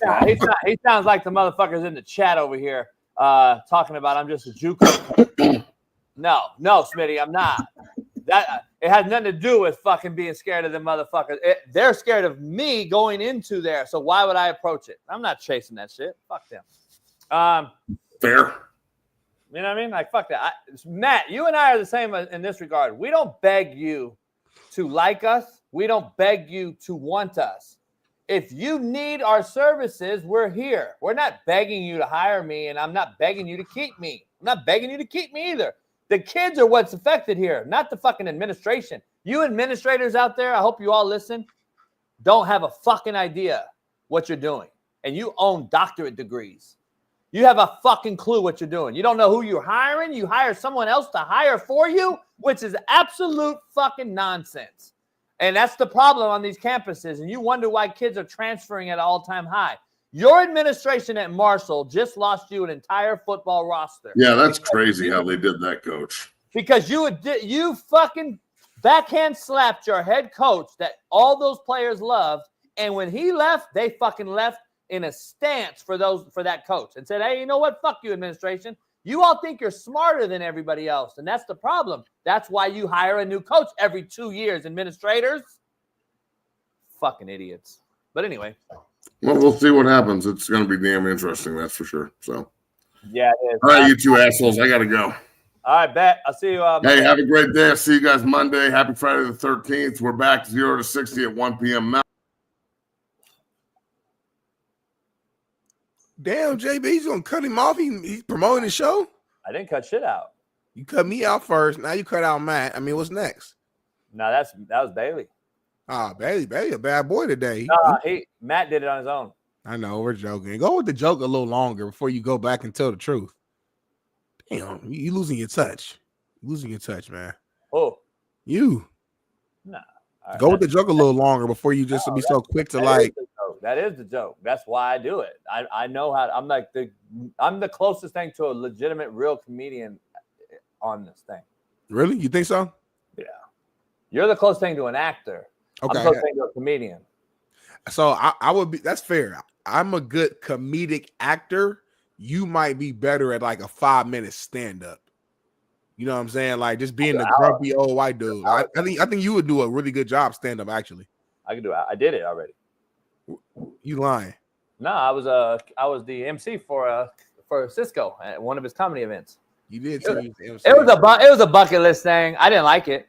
That's not my thing. I'd rather be comedic like this. Right, just like a natural, like a podcast situation. Yeah, I'm the guy who any room I go in, I make people laugh. I'm not just saying like that's a fact. I go to work, everybody's cracking up. I go like in my whole life. But I'm not a stand-up comedian like telling jokes. That's not. I'm so legitimate that you didn't even understand what I just did. You still don't get it. Yeah, I hear you. This right here. You still don't get why I removed you. It's like fucking you up. Like you don't get it. That's how good I am. This scene right here reminds me of like what was it? Rush Hour 1. What scene? Rush Hour 1 when I think it was the first one when he was like.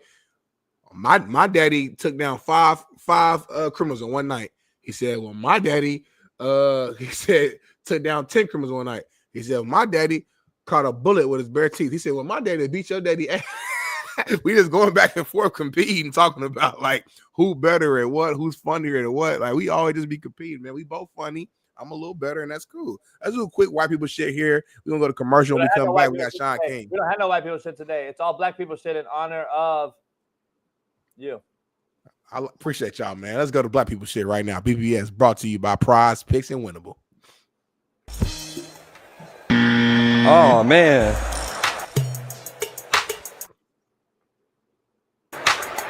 Oh man, that's gonna be a rough flight home.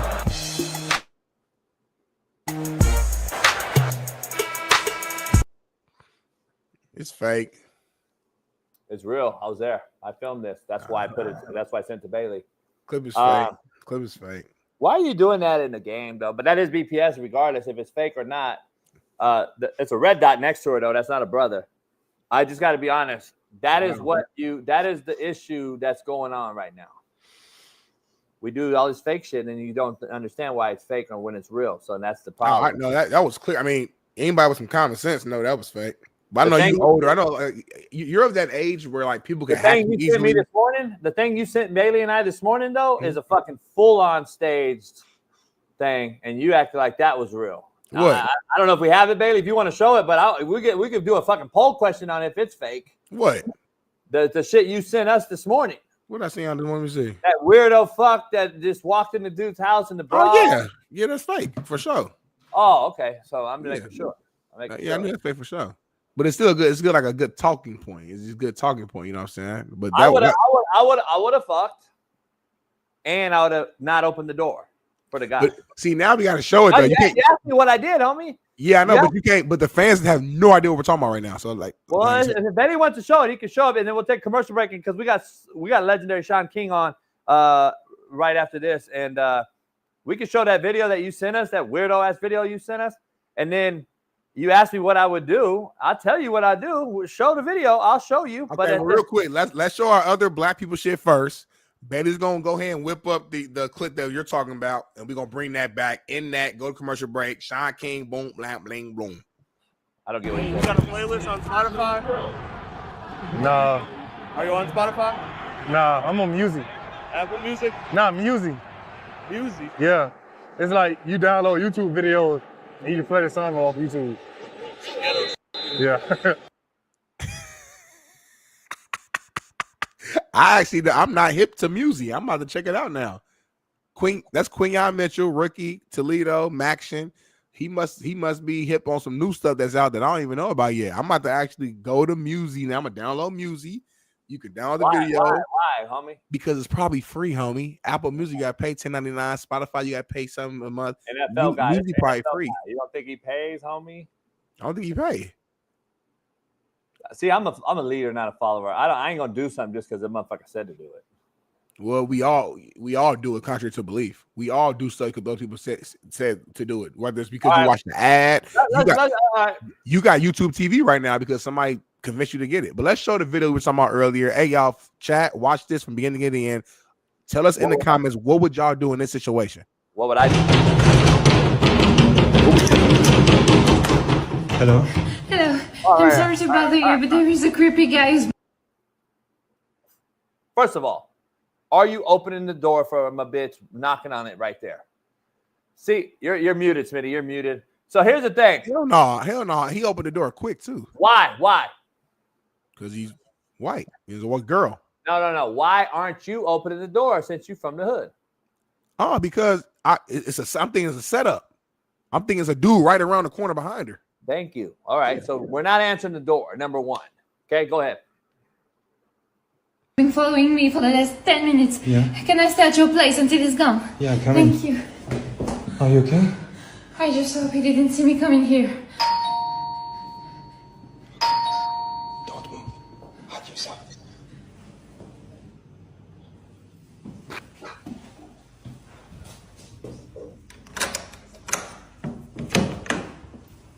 Yeah? Hello. What is it? I was out for a walk with my wife and Yeah? we had a little argument and I lost sight of her. Yeah, and? Have you seen a young woman by any chance? No, I'm sorry. 25 years. No.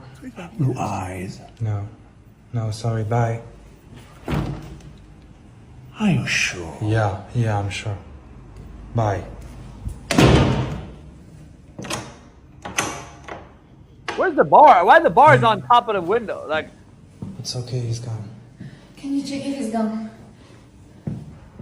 Yeah, it's fine, it's gone. Are you sure? Yeah, I'm sure.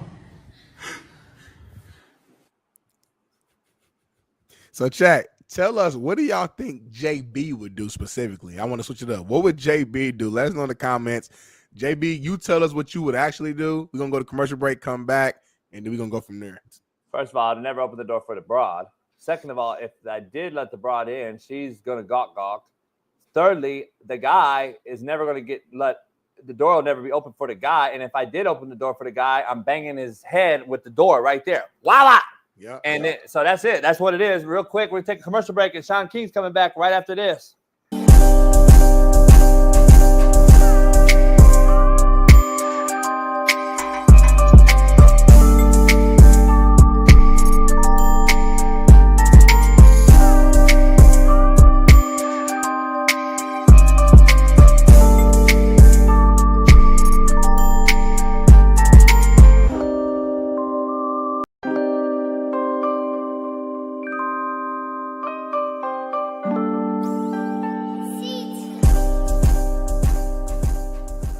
Your friends, Steve, Mina Kimes and Kay Adams are being eyed for Netflix's Christmas doubleheader.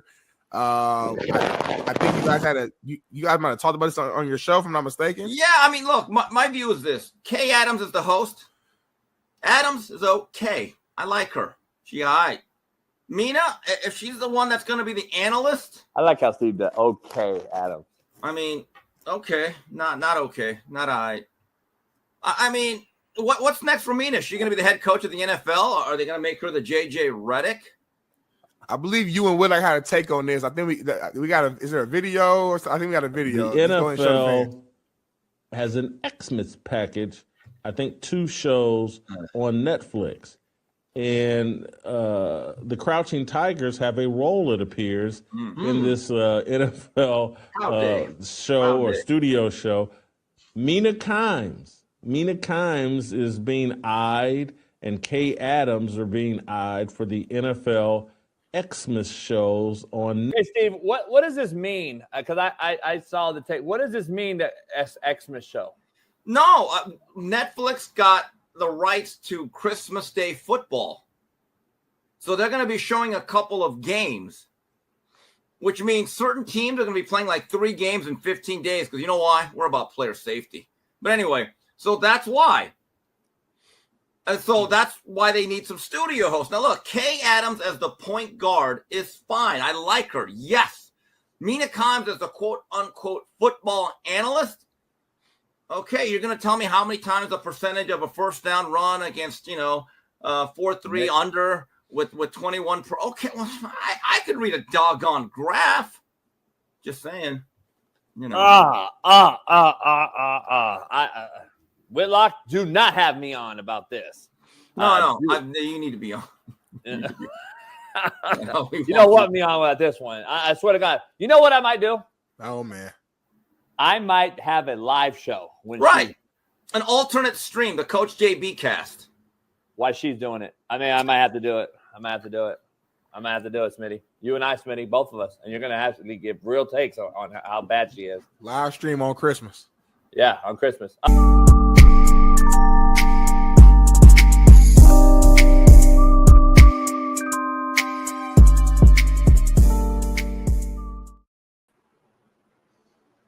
All right. We are back in the building. Let's bring our main man in, Bailey, while we're waiting on Smitty to do BPS. We'll bring our main man the proper way. Super Bowl champ, Tampa Bay legend, Tulane Green Wave, undefeated, Shaun King.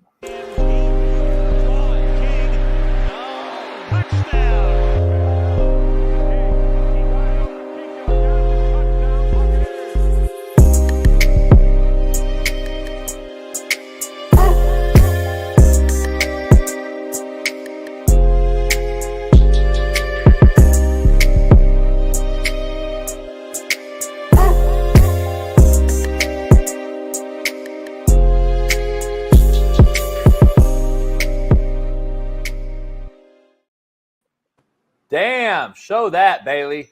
Show that text. I want to see this to show to Shaun King, boy. Shaun, a lot going on, dog. A lot going on. You wearing that Duke hoodie. Bill Belichick has something to say to you. Shout out to Bill B, baby. What are you thinking about all this right now? There's a lot going on, Shaun. We got the Bill Belichick thing. We got your boy in UNLV who took the job. We got all kind of shit going on, and then we got Rich Rod back to West Virginia. Is the circle? Shout out to the big homie.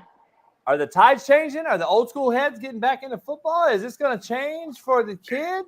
So here's what I think is happening, JB. Hey, are we getting echo? Is that from you or Smitty or who? Hold on. Hey, do you hear it? Oh, it's worse. Hello? Oh, there you go. There we go. Yeah. So you know what happens? I have kids and y'all cuss so damn much. I try to use the AirPods in the morning. Let's not cuss for you. Let's not cuss for you I can do this. I can do the same without cussing at all. I don't know if JB can. So here's something to watch.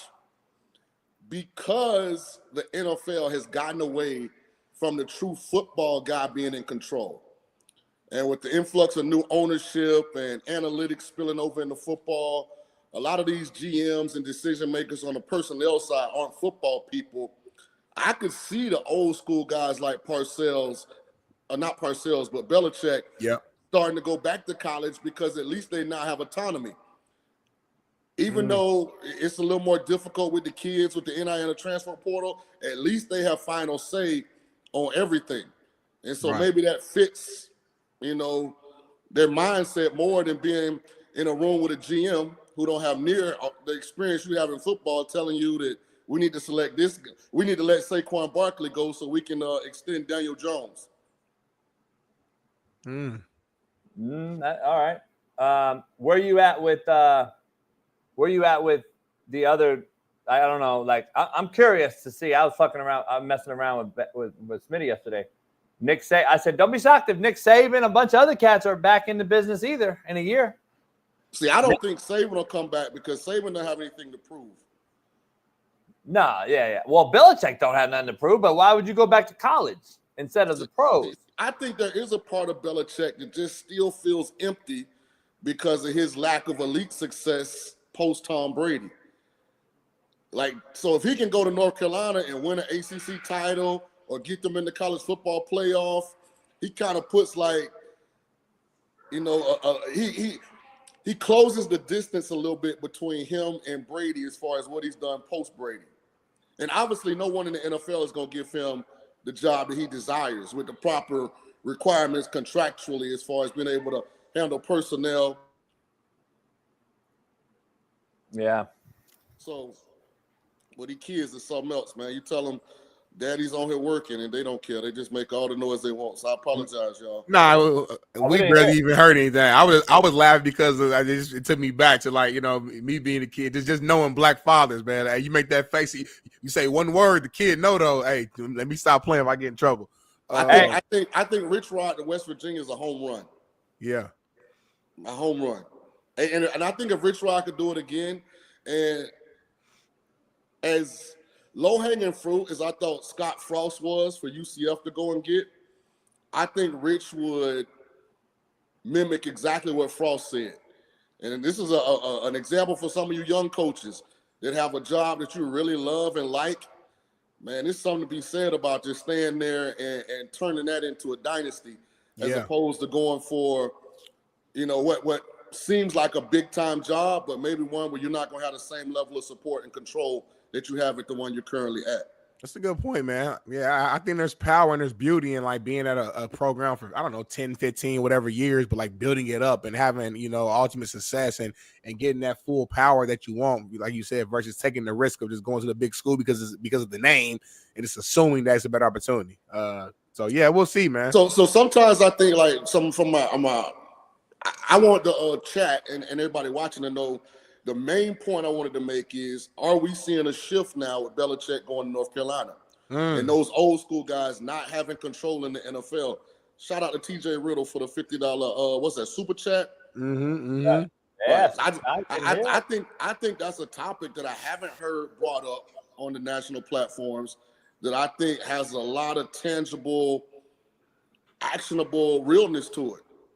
Yeah, that's what I brought it up yesterday or the other day. I'm like, dude, is this making a full circle deal? Are we going to get the Mike McDaniels of the world out of it? Because Belichick specifically said, I'm attacking the developmental stage of this college football thing to get them NFL ready for those who can play in the NFL. See, the problem is that's the key statement that him and Mike Lombardi made. And I texted Lombardi to come on the show. He said maybe next week he'll have time. It's crazy, but for him now. But I said, that's the key that people are not listening to, I don't believe. Only 1% or less are going to go or make it to the NFL of all these guys. Yep. And we keep allowing them to opt out of meaningless bowl games, which is why I'm so against it. Dog, you're not even going to get invited to the fucking Indianapolis Combine, son. That's the 50 top players. You're not even invited to that. You really think you're going to make a roster? And you're not even invited to that, and you're going to opt out of a game that shows film against another opponent in a competitive ball game over running a 40 and a 40-inch vertical test? Come on, man. JB, to your point, JB, I took Kenny Pickett off of my draft board when he opted out a couple years back of the bowl game for Pittsburgh. I think they were playing like Miami or somebody, and he opted out. And I forget what show I was on, where we were talking quarterbacks. So I took him off the draft board. And they said, why? Because there's not a Super Bowl caliber quarterback that will abandon his brothers in college. Well, it's something about how you're wired. It's something about how your genealogy works. Like you don't alienate and walk out on your brothers. You just don't do that. And don't give me the well, I could get injured thing, because you get injured doing the short shuttle preparing for the combine. That don't stop you from going out there with a combine coach. Shaun, they'll play intramural basketball though, and it's okay. Like, don't give me that. Don't give me that. Like, what, you gonna not work out to the combine? I mean, exactly. you could tell ACL working on your vertical jump. Come on, man. Walking your doggy. Here's the issue I have, Shaun. You just mentioned a hell of a point that Smitty and I have been going all day on with Matt and everybody else. This kid last night, I just got to get your thoughts real quick before we get into the rundown. Your thoughts on this kid just quitting on his team last night, and then he puts out an IG story that he's ready to go to another team. He's a JUCO kid. I know personally he went to Hutch JUCO. I know their head coach, who's an absolute shitbird of a human. But anyway, this is why I believe starts there. It starts there. This guy did what he did in JUCO. It's not a surprise to me whatsoever. And he's doing it again. And I'm glad his teammates called him out right on the spot. Here's what has to happen. He has to get blackballed. Not only do the Niners need to cut him, all 31 other teams need to make a conscientious decision that we're not going to bring him in after that. That's exactly what I said earlier. Because what's happened with these Generation Zs is they feel like they can do anything in the heat of the moment and then feign accountability and forgiveness afterwards, and everything's going to be okay. And we got to stop that behavior pattern. Like all you gotta do is make an example out of one of these guys. Listen, Devondre, we don't want to hear it, man. You quit. Your favorite person. Oh, your man. Your favorite person's here. You need to make an example out of that dog. Stop feeding him until he start listening to what you say. Bring him some order, Shaun. Bring him some order for sure. Fuck you stink, homie. Right. Hey, but being serious, like that's what it's gonna take for these guys to stop feeling like. Isn't that the same with the portal? Isn't that the same with the portal? Like, you stop taking other people's trash if they really are indeed that. If they left for XYZ reasons, stop taking them. So to me, different in college, I think. To me, the portals are more about due diligence. It's about really digging into why a kid is leaving. Like to the NFL, like, come on, man. There's only 32 of these companies in the world. Like, if you get kicked out of the NFL, there's nowhere else you can go that's comparable. There's nothing in Europe. Don't tell me the CFL. Don't tell me one of these minor league, XFL, nothing. You lose that opportunity, I mean, then hey, good riddance, right? But they got to make an example, man. You guys, when you get to that age, man, you too grown to do that. He's not a child no more. He 31 too. Like, right. So my point is, like, he not even one of these Gen Z, like 23-year-old. Like, he ain't a young. He a vet. He been playing for a minute, you know. So like, for things to change, there's always got to be a martyr. Yeah. And he volunteered himself, right? He decided not to go back in the game, so make him a martyr. Yeah. Like, have you ever seen anything like that personally? I want to put this in context because I don't think people truly understand this, and it kind of piggybacks, some of what I think JB said earlier about Belichick and only 1% make the NFL. Just think about that for a second. Think about how many high school seniors right now are getting ready to play their last high school game and have visions of being in the NFL. And think about how small that actual dream is. So for somebody that's in the NFL to take that for granted and say, I'm not going to go into a game, man, you know how many people would give their right arm just to have a chance to be on the sideline and have a coach say, come into the game. I don't give a damn if it's 5 seconds left. I don't care if they're down 40 points. So for you to dismiss that as a current player and say, I'm not going in, then kick him out the league. That's great perspective right there, Shaun, because like, to your point, I'm one of those guys that it was my dream to just fucking go to a practice squad for a hot second, just to know what it's like to put an NFL helmet on and pads and be able to practice with the Shaun Kings of the world to see what it's like. So like you said, to go out there and just take it for granted like that, when he get older, he gonna look back, I would hope so. And once he gets a little bit more mature, I'm like, damn, yeah, I was tripping, especially in a game like the game was that was an important game. Like right, they need two that 6 win. and 7 teams, a divisional game. But I don't want to put that into the context because that don't matter. Right, you should never do a period. Right, You know how hard it is to get one of them jobs. Here, I'll put it in context for you because this is the recruiter that I am, and I knew everything about recruiting. Because if you don't know about the actual numbers game, then you'll never be a great recruiter, in my opinion. Basically, there's about 13,000, roughly. I don't know. There might be a little more now or less. I know the participation level in the country, America, is down football-wise. But at one point, there was 13,000, I think 600 high schools that play 11-man, okay? Not 8-man, that play 11-man football across the country. Let's just multiply it by 100 because not all teams have 3 levels in JV and freshman. We'll just say 100, right? Because I know a lot of inner city schools in LA don't even have a fucking JV and freshman. So we'll just go with 100 players times 13,600, and you're going to get what? What is that, fucking 1,000,003? So let's just say 1,000,003 participants in high school football are sitting there doing what Shaun King just said. And this is when I go speak to these players. I tell them, hey, dog, just understand something. You're not only competing against your backup to start in the spring, you're competing against 13,600 other schools that have a quarterback. So that's 13,600 high school quarterbacks you're competing against.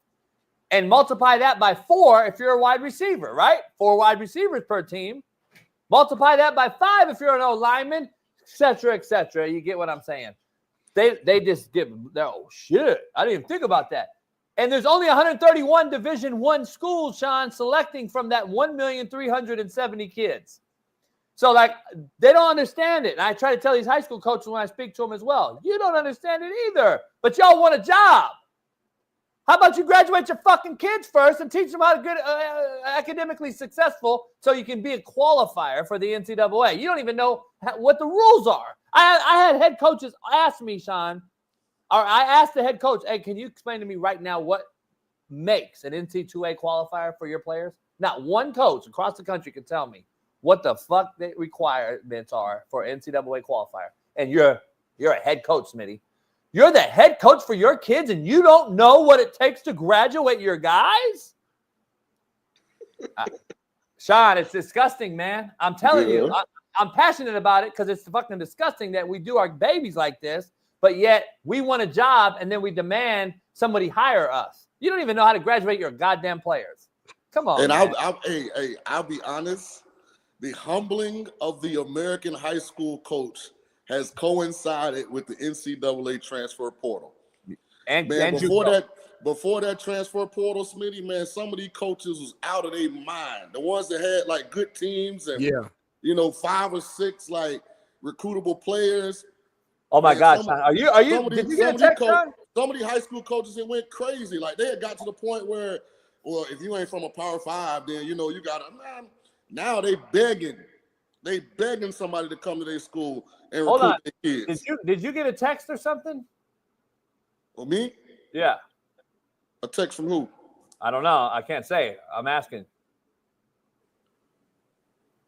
Because you just said something that there's no way you said that on GP, and I got a text. Okay, then it's God is great. Here's what I just got a text. I got a text message. I'm gonna read it to you. I can't tell you who it's from. Coach, get this. This is what our current seniors are dealing with across high school platforms because of the portal. If you talk about it, please don't use my name or my son's name, blah. College A offered my son to come enroll in school, work out with them all summer, and if some of the portal kids don't come, he can then walk on.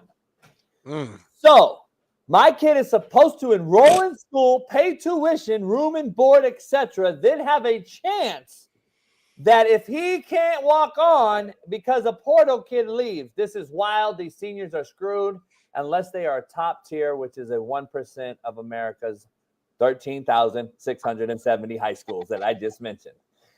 Let that sink in because I don't think people understand it. I've been saying it for 4 years. JUCO is imploding because of this, and high school kids think that they're going to really beat out a portal kid when they don't get signed, unless they're a 5-star freshman, they're not getting signed, and then they sit out a year, Smitty, instead of go JUCO because they think it's beneath them now, because they think everybody's getting paid this big-time act. No, they're not. You go to JUCO like it used to be, because JUCO used to be the transfer portal. Now JUCO is imploding, and when JUCO goes, I'm just telling everybody, you guys are lost. You'll never get it back. You'll never get your minor league to D1 back. And that is the problem. High school is not minor league. JUCO is. High school is a developmental stage to put you in place to either sit a year at the D1 level like Nick Saban used to redshirt everybody that ended up going to the NFL, Julio Jones and all.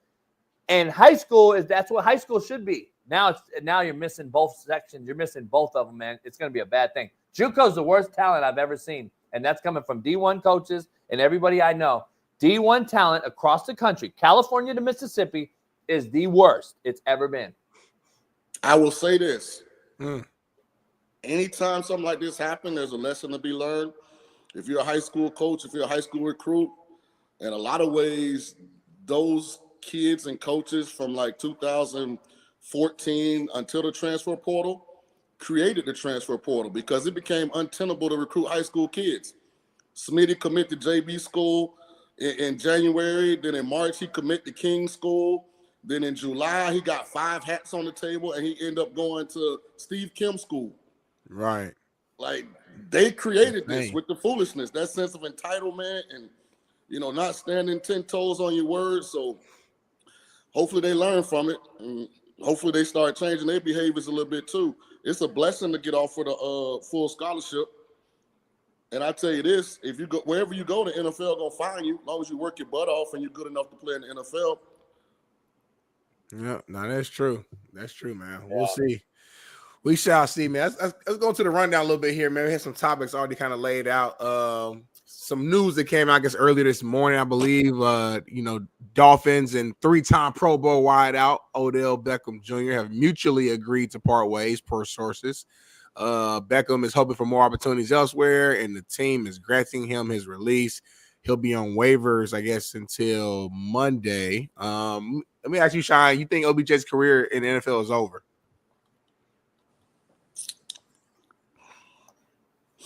By over, you mean like he's not going to get another opportunity to like go somewhere? Over in the sense that last time we saw him really having a true impact and balling, I would say it was that year with the Rams when they won the Super Bowl. Like, do you over in the sense that like, will we no longer see even that version of OBJ?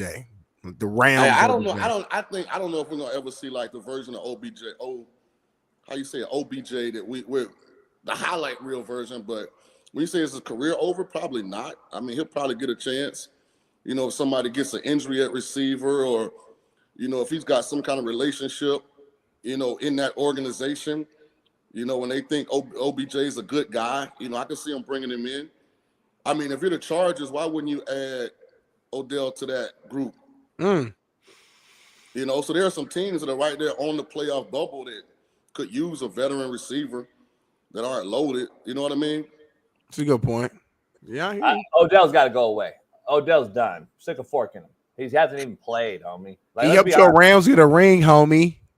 We're talking 3 years ago, Smitty. Why do you keep bringing that up, homie? I'm saying have some respect for somebody who helped you in the ring. Chamber frozen. Has he been frozen on dry ice or something? I don't know about. Have some respect for somebody who helped you get a ring, JB. The Rams ain't won a ring since Have you heard of LeBron James? Have you heard of LeBron James? He aged. Have you seen him this year? He aged too, homie. It's called respect, though, JB. It's JB. We still respect you. We still call you Coach JB for what you used to do. That's because I earned that. No more, but we start disrespecting you now. You ain't got to respect me. I earned it, homie. I did it myself. I don't need your motherfucking approval. I earned that too. I don't need your approval to call me Coach. Do you call your doctor or by his first name? You call him doctor. Out of respect. Thank you. They earned that right, homie. So what? You don't gotta call it to me, but I earned that shit. I agree. So I don't give a fuck if you call me or not.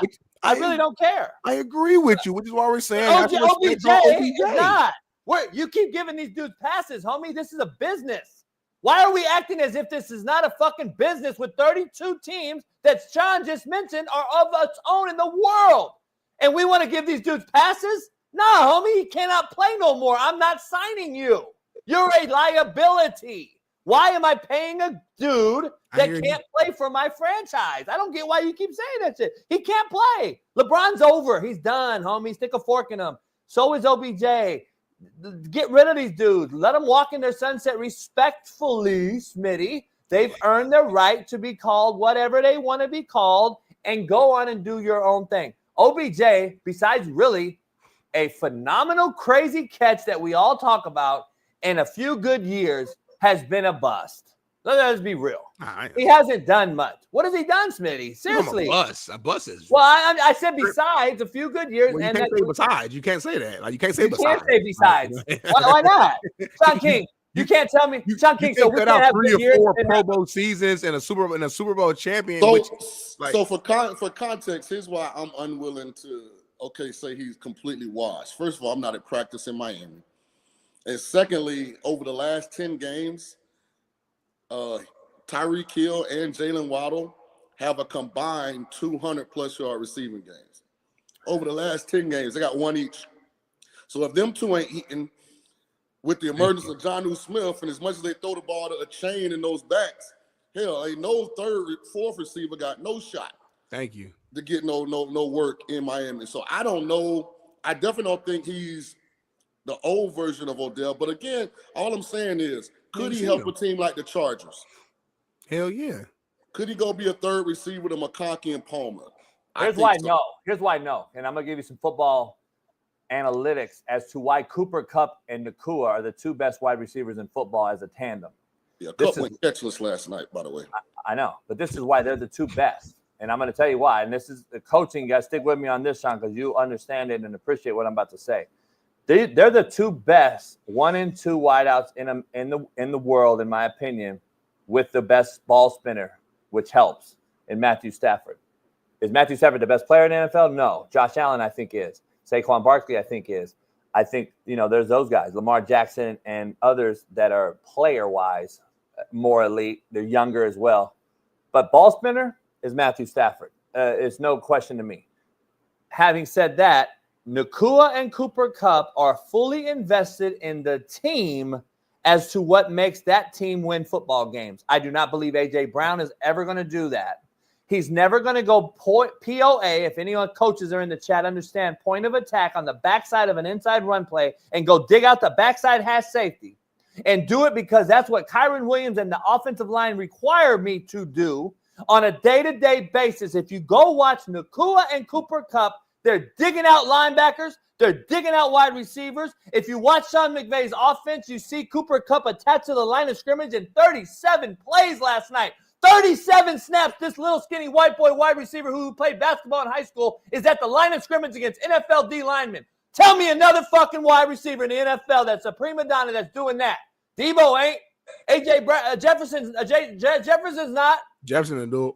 No, he's not doing it, though. Don't tell me what he'll do. Team player. Jefferson's a team player. What is he doing? Stop defending him up. What is he doing? Jefferson's a team player. That's the best wide receiver tandem in football because of the shit they're selfless about and what they're willing to do. That is why they've won 6 out of 7. That's why they're sniffing. That's why they're sniffing on the NFL playoff picture after being his most injury-riddled team in the NFL. This is why they beat Frisco twice. This is why they've come back and done what they've done. And listen, you can say what you want, but that team right now is playing selfless football, and that is what's going to win the game at the end of the day compared to a guy in Frisco who walked off the field and quit on his guys. So I'm just telling you, we have a lot of – I love St. Brown in Detroit. I love those guys.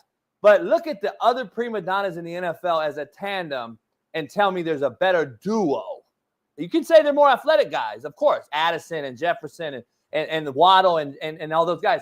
But have Waddle, to Shaun's point, Waddle and Tyreek Hill. Tyreek Hill's had more babies this month than catches.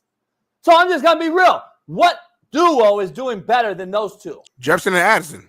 No, you literally said it. Like, they literally are. Hey, are you talking catches and fancy yards? Tell me. I'm talking I'm about playing the wide receiver position. I'm not going to.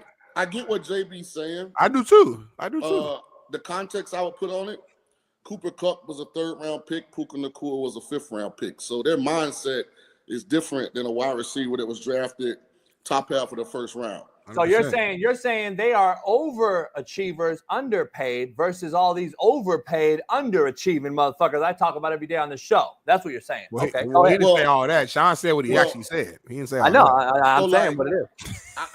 I'm capable of doing something that JB struggles with. I can take a truth and make it a truth by not including the unnecessary in the truth. So I'm not going to include Justin Jefferson in the conversation with some of the guys that you're talking about. The first round picks are entitled, they pout. You two are media trained better than me. Listen. I think T. Higgins is doing himself a disservice. Like, he's so in his feelings because they ain't paid him, and instead of balling, I mean, he's being made to look bad because he opposite Jamar Chase, who didn't get paid. Jamar is super balling this year too. Super. They're going to pay him, motherfucker, the whole truck. They got to back the truck up. Like, I get what JB's saying, but again, there's a talent gap between Justin Jefferson and Puka Nacua. There's a talent gap between AJ Brown and Cooper Kupp. So, like, would I like to have Kupp and Nacua who got full buy-in on everything? Yes. I think AJ Brown would have full buy-in if it was Matthew Stafford throwing in the ball. And I said this on this platform way before it became a public issue. I said AJ Brown's sick of Jalen Hurts. And when you go watch the All-22, he got every right to be sick of Jalen Hurts. It's almost intentional, Smitty. Like, I'm talking about AJ be wide open and Jalen be looking the other way and won't throw the ball, then throw the ball out of bounds. Like, it's almost intentional. I don't know what they got going on. You can't tell me it's not something going on. I don't care what anyone want to say. This is why. On a horrible football team, the best quarterback statistic-wise right now is Joe Burrow. Right. Yeah. And he should be in the MVP discussion. He won't be. He finds Jamar Chase 20 times a game. That's right. Consciously, I'm focused on getting this guy to football. Yeah. Why Jalen Hurts and Sirianni can't say, drop back and throw this motherfucker the ball if he's covered or not blows my mind. That's clearly why they have a problem. And JB, here's what's so, like, absurd about it. He's wide open. Yeah, like, it ain't like he covered, right? Like, he actually open. Like, he is wide open, and they won't throw it to. You know the problem to that too, though, Shaun? We all just agreed on that he needs to get the ball. He's open, all that. But people like JB will still go out here and call AJ Brown a prima donna for complaining. But it's like, well, I have a reason to complain. I'm the best. I'm wide the fuck open. I'm the best player. I just cut. Sorry, Shaun. I'm wide open. I'm the best player on the team, and you're not giving me the ball. Oh, y'all good now. The kids going. Okay, cool. They got to be full 8:45. So, Smitty, you rather fucking defend this prima donna over winning 9 games in a row. That's what you just said, homie. Because I know because I know there's gonna be a game where they gonna need AJ Brown, where they gonna put 10 people in the box, 9 people in the box to stop Saquon, and they gonna depend on AJ Brown. And if they don't have that, but Smitty, hold on, problem. Smitty, hold on a second. They are winning, but they don't look dominant. And my thing is this: I think they have. Make the right football play. If your best wide receiver is continually open on these passing situations, make the right football play. I get why AJ pissed off. I don't blame him. We all do, but it's JUCO. Thank you. We all do, but it's JUCO shit. A guy that played JUCO last night did some JUCO shit, and he is JUCO. And he walked off the football field. Yeah, don't compare him to AJ Brown. It's different. AJ Brown is this close to doing some JUCO shit. No, AJ Brown would never do that. I'm not saying doing that. What I'm saying is it's JUCO shit, Smitty. I'm sucking my teeth after we won because I didn't get personal stats. That is fucking JUCO. It's because I'm over here grinding and doing everything. Like, why you what? pay You're me? winning. Why you pay me if you're not gonna let me be a part of the offense? You're winning. Cry me a baby. JB, listen. It's a team sport. We want to win, of course, but at the same time, I want to be a reason why we winning too. Now, anybody going through a whole season and not give no touches, homie. Come on, you can't bro. win for losing with Smitty. So earlier in the year, we gotta move on to this. Though. Betty gonna cuss you out. Earlier in the year, Shaun, it was AJ Brown isn't getting paid. He deserves the money. Blah blah blah. Now he gets fucking paid at an astronomical amount, and now it's something else. There's always something with this motherfucker. We always defend these pussy ass prima donna fucking kids, homie. Fuck these kids. Play the game or get the fuck out, homie. You want the money. I want to transfer. I want to fucking this. It's always an excuse, and Smitty defends that fucking excuse. How about go make $200 million, homie, and be happy about that on a winning football team that's won 9 in a row, and you're the fucking wide receiver that's crying, and you want to defend it, Smitty? Miss me, homie. So if you don't get no catches, no yards, as long as y'all winning, no matter what your numbers are. Yeah, Stop yeah. it. If I got paid, when you play football, if your coach, if you hand the ball off fucking 40 times a game and threw the ball 8 times, you would be mad at some point. And I don't we're care what winning. you say. Don't miss the fact that I'm winning, right? Yeah, you're winning. And I got paid? So you tell me you would be you're not a competitor then. You're not the man who I thought you was. If you okay with going out there and throwing the ball 8 times a game and you cool with that, that's a problem. Let's move on though, man. We got man. There's a video going on that's viral right now of Lamar Jackson speaking about a unisex cologne that he's made, and people are losing their minds about it. Betty, go ahead and play it. Can you not hear? Betty, can you not hear? He's pointing at his ear. Nobody heard what you said. Okay, I was telling you, Smitty, I couldn't hear you. Oh, my fault. Let's get it. Next topic. Lamar Jackson is kind of going viral online about a unisex cologne that I think he's made and some comments he made about it. So just check this out. Me want to make my own cologne is me just wanting to smell good. Okay, people may not know this about me, but I rather prefer like girl perfume or something, like something real soft. So that's what made me want to create something unisex, instead of just all about us men. I was like, man, I like to smell like a female sometimes. So get something that can, be in between. Can you describe the scent?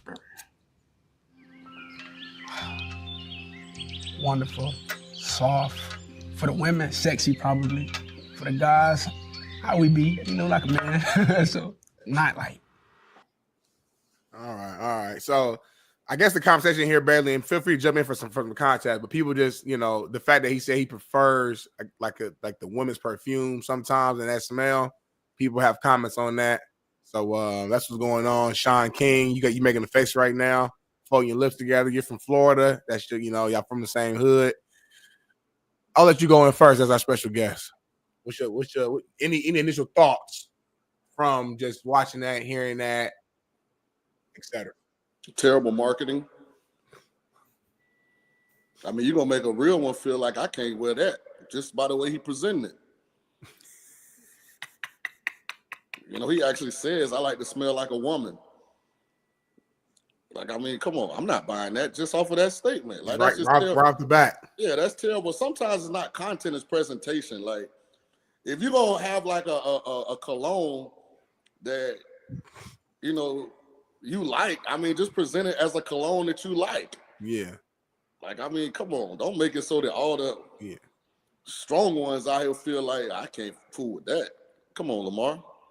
Yeah, I mean, he said it's unisex. Cool. Smitty, defend it. Go.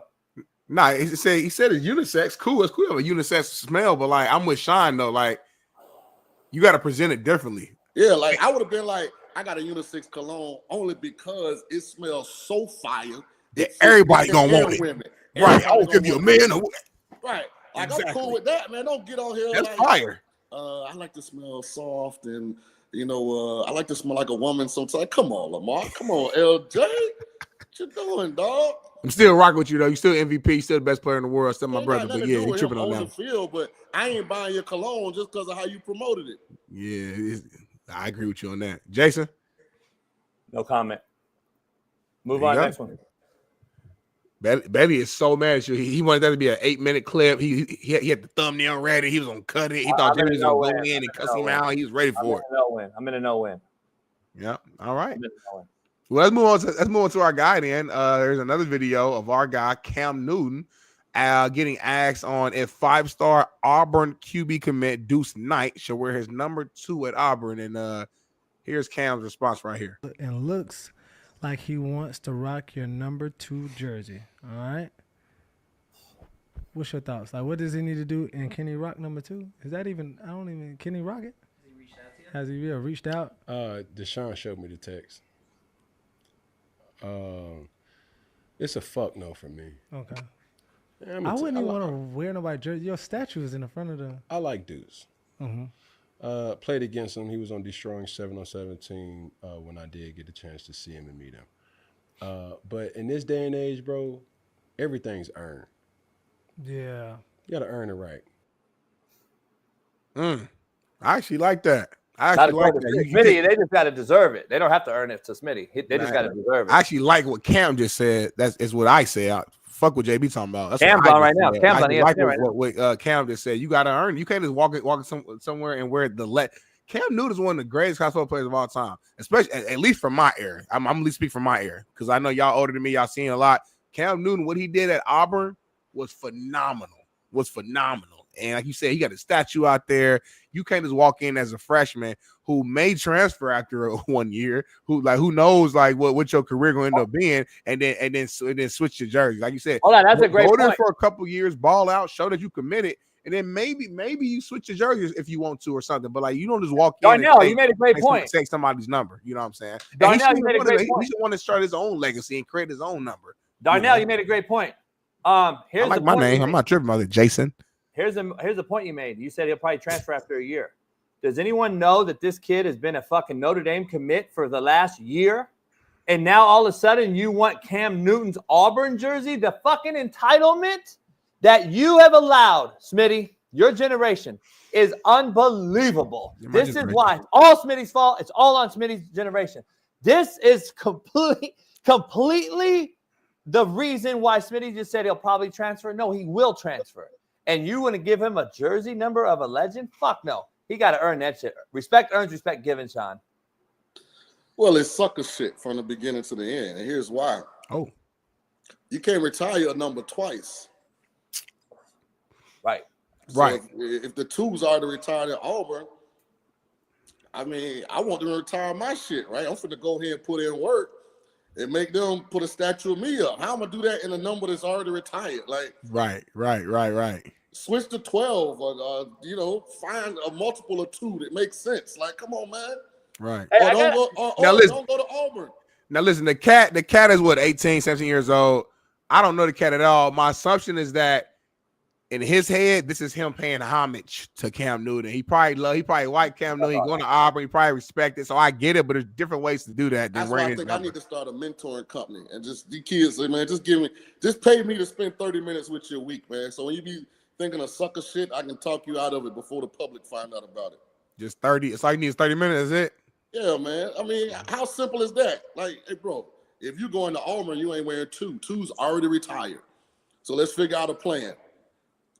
You think you're gonna be better than Cam Newton, don't you? Any quarterback worth a grain of salt is gonna think he's gonna be better than any quarterback that's ever been into college he's going to, right? Yeah.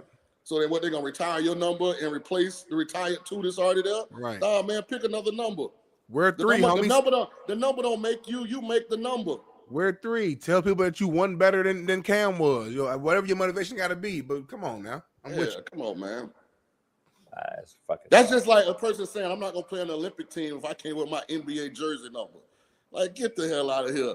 Kobe made 10 just as prominent as he made 8 and 24. Come on now. Come on now. Talk about it. Bang. It was Kobe in the number. It wasn't the number.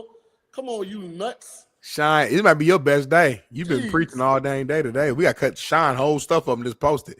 Let's switch gears real quick, man. Shout out to Bailey. Bailey texted me to bring it today. Hey, shout out to you, because JB was trying to get y'all canceled. Yeah, he was. He does that on the regular. I be trying to save us. But let's switch gears back to Thursday night football, man. So I don't know if you guys saw this, but Jimmy G's brother was at the game, and he posted this to his IG story. Oh yes! Oh my God! Offensive. Yes. What do I know? What do I know? Of course, Billy gonna say that though. Jimmy's his brother. They probably feel like they did Jimmy wrong. How he left, and everybody blamed Jimmy for losing the Super Bowl. Of course, Billy gonna defend his brother as he should. But that don't mean that you right, homie. You ain't never mentioned Billy Garoppolo. You ain't know Jimmy had a brother till just now. No, so I don't didn't. try to hop on like, oh, see, I'm right. Well, no, I'm just glad that the brother who played for the man. So you're telling me the 2 brothers don't fucking talk, homie, at the house? I ain't say that. Come on, homie. Stop with the narrative that this guy's that good. He's horrible. He's fucking a joke. He's the most overrated head coach in the history of the fucking league. Shaun, do you agree with that? No. You agree with Kyle Shanahan being the most overrated coach in the history of NFL? See, again, we got to give JB just a little more media training because he's really smart. He's really passionate. But he'll take a truth and stretch it to include so much that it becomes a lie. Exactly. Right. And then Shaun, listen, and then I'm the crazy person when I come in and I disagree. And I'm like, I don't disagree with the whole thing, but like the way you just spun it, I have to disagree. But I'm the crazy one, Shaun.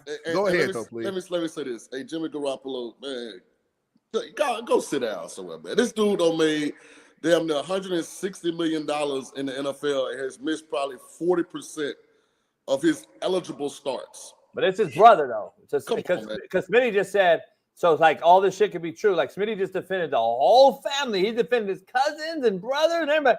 So we got to make sure we're clear. Association breed assimilation. Brother, the family is going to promote publicly what y'all talk about privately. This is his brother, though. So make sure we're clear. It's not Jimmy, because remember, Jimmy and his brother never have spoken in their life.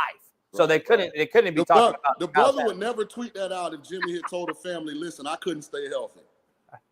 It was my fault. It could be unlucky. It could be something that I wasn't doing. He did start for the man, though. He did start for the guy for several years, though. This lets you know that Jimmy was saying, yeah, they trying to blame everything on me. Hell, they ain't did no better since I left. He probably was clapping every time Purdy had an incompletion.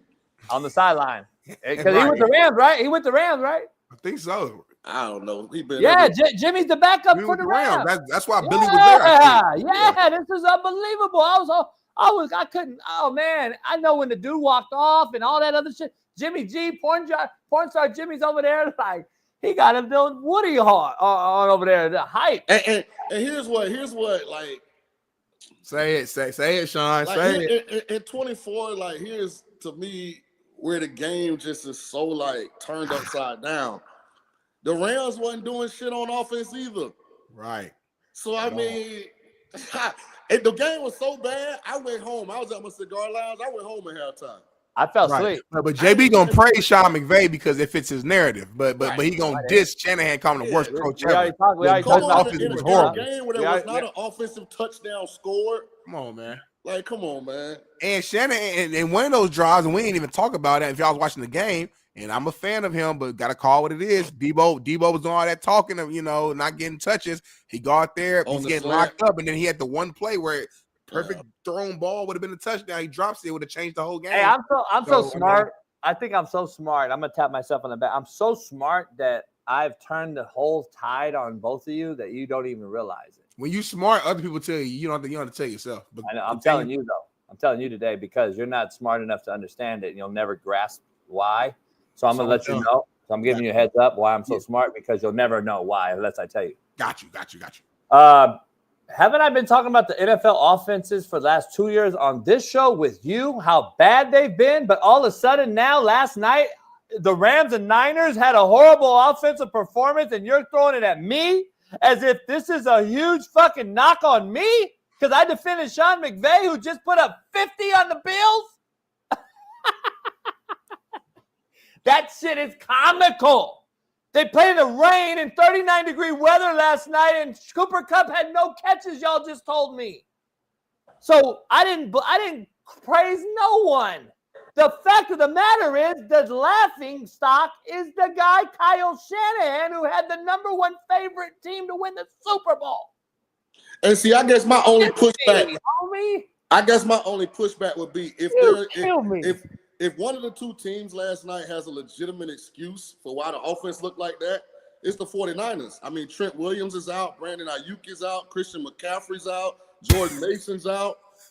Like, if one of the teams had an excuse, I mean, it was the Niners. The Rams back healthy. At home? Thank you. They lost their first and second string running back. They left tackle, who might be their best player, and their #1 wide out. This shit's crazy, bro. This shit is crazy. I'm a Rams fan and all this, but I call the real out on this show, as I always do. It's crazy. Y'all were not defending the Rams when they were more injured than any fucking team in the NFL. I came on this show.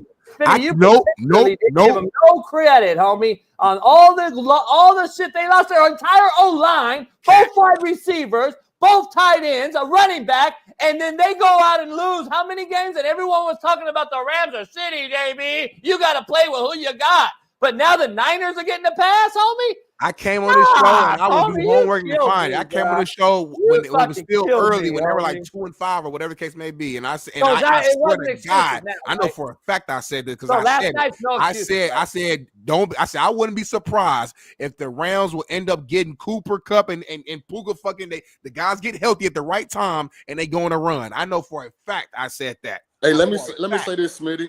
I think Les Snead and Shaun McVay had the best personnel department in football. I mean, Weddle's not Cooper lying. Kupp was a third-round pick. Nakua was a fifth-round pick. Them in Detroit.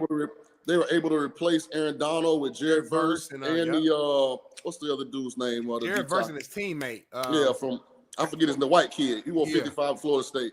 Like what they've been able to do to replace that Super Bowl roster that was full of like trades and NFL free agents with young players is phenomenal. So I've never been against the Rams. I've always thought Stafford one of the top 5-7 quarterbacks in the world. I never argue with that. I'm just saying, as it pertains to last night, if one of the offenses had an excuse strictly for last night's game and the performance that we saw, it would have been the Niners who were without a lot of their key parts. Just last night.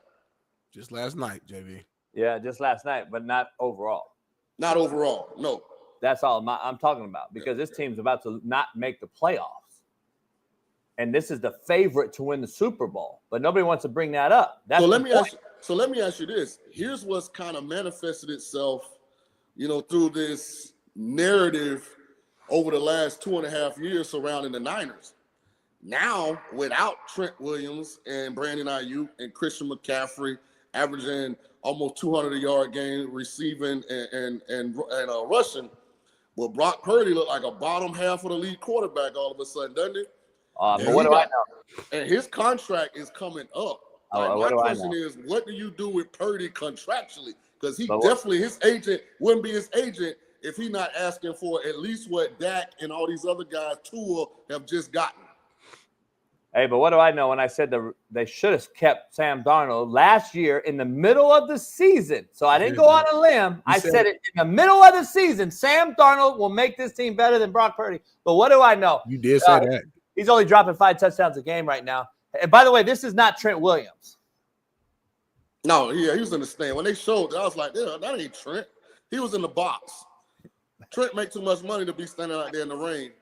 That looks more like Smitty than Trent Williams. Now it's more like Shaun and me.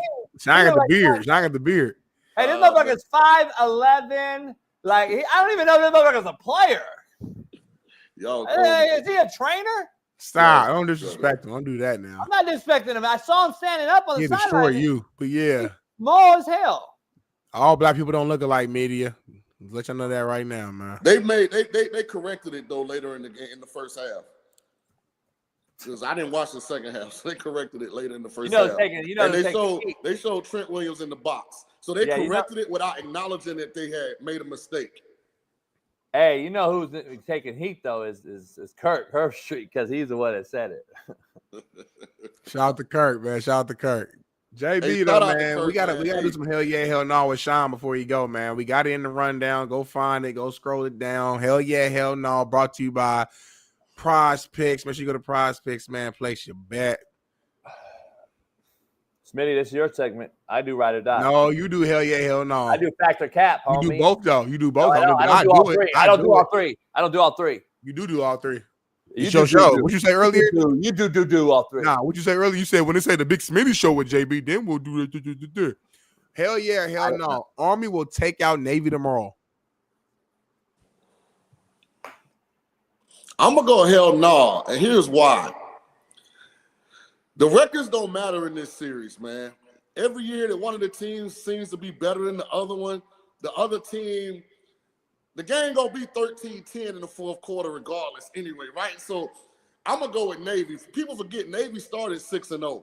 So they're not terrible, and I'm just historically this game, the records don't matter, and it looks like Army's the superior team. I'm going with Navy. That's just how this series works. I gotta ask you this real quick before you answer, JB.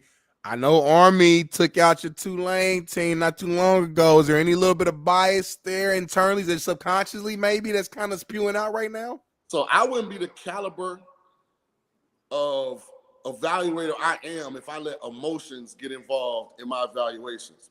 You're a real one. You're a real one. JB, hell yeah, hell no. I'm going with Navy. All right. So hell no then. Hell no. I'm going with Navy to win this. All right, next up, y'all. Hell yeah or hell no. Bill Belichick will lead North Carolina to a 10-win season next season. Hell no. They ain't got no quarterback yet. They did get a 4-star kid. I ain't counting the high school kids. JB? No fucking way. No.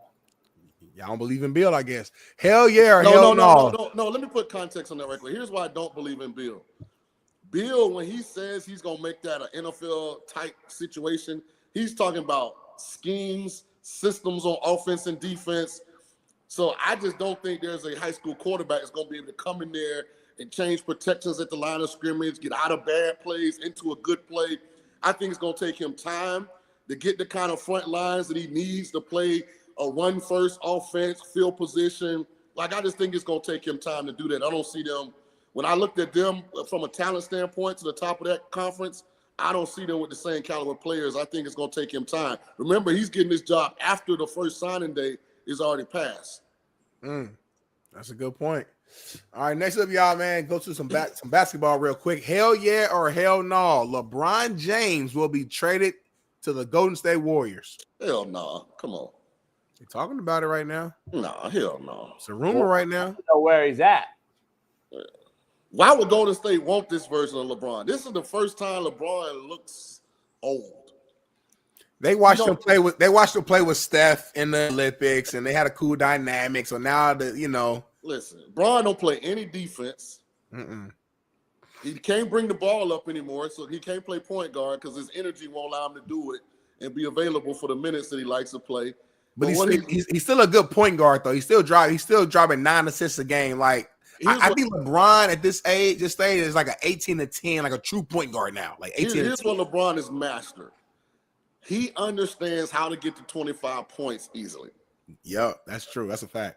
I'm going to take one quarter off. I'm going to score 12 in this other quarter, and then I'm going to score 6 to 8 in the other 2 quarters, and I'm going to be right there at 25 and above every game. He's mastered that. That's true. That's a good point. All right, man. We got two more here. Hell yeah or hell no. Rams will win the NFC West. I'm hell yeah all day. It's a done deal, Bailey. Sorry. What are they, 7-7? Seattle's 8-5. They 8 now, right? Nah, they were 6-7 going. I think they 8-6. Nah, they're 8-5. 8-6. They were 7-6 last night. No, they're 8-6. They're 8-6, Shaun. Oh, okay. That's how good they are, Shaun. That's why they're Super Bowl favorites now, homie. That's what I'm asking. Y'all settle down. Pump your brakes. Shaun, they 8-6. Okay, that's not a. No, they're not 6-7, homie. Hey, man, calm down. I would say this. I'm trying to pull up the Rams schedule right quick. Hey, why was we correcting you so harsh just now? Why are we spazzing out like that? I'm mad on my team. Don't be. Shaun, if you said some shit about the Colts and fucking AR5, who's irrelevant, he would be going crazy right now. Hey, big time game for us this weekend. We put the Broncos in. That's the team we need to beat to make the playoffs. How about this? I think it's going to come down to the last game of the season. Guess who plays? Seattle and the Rams. Yeah. Where's that game at? It's going to be a playoff game. Hold on. Where's that game, Bailey? If it's in LA, we going, JB, me and you. I got a suite. Me too. It's in LA. Any week I got a suite anytime I want. Me too. Me too. In LA. LA. I got a tweet. Let's go, I might have to. No, David, let's really go and let's shoot content. We're not gonna shoot content, but we'll go. Let's do it. We don't do content shit. That's the fucking. Man, you don't want to get rich. I ain't gonna never get rich with JB. All right, last but not least, y'all. Hell yeah or hell.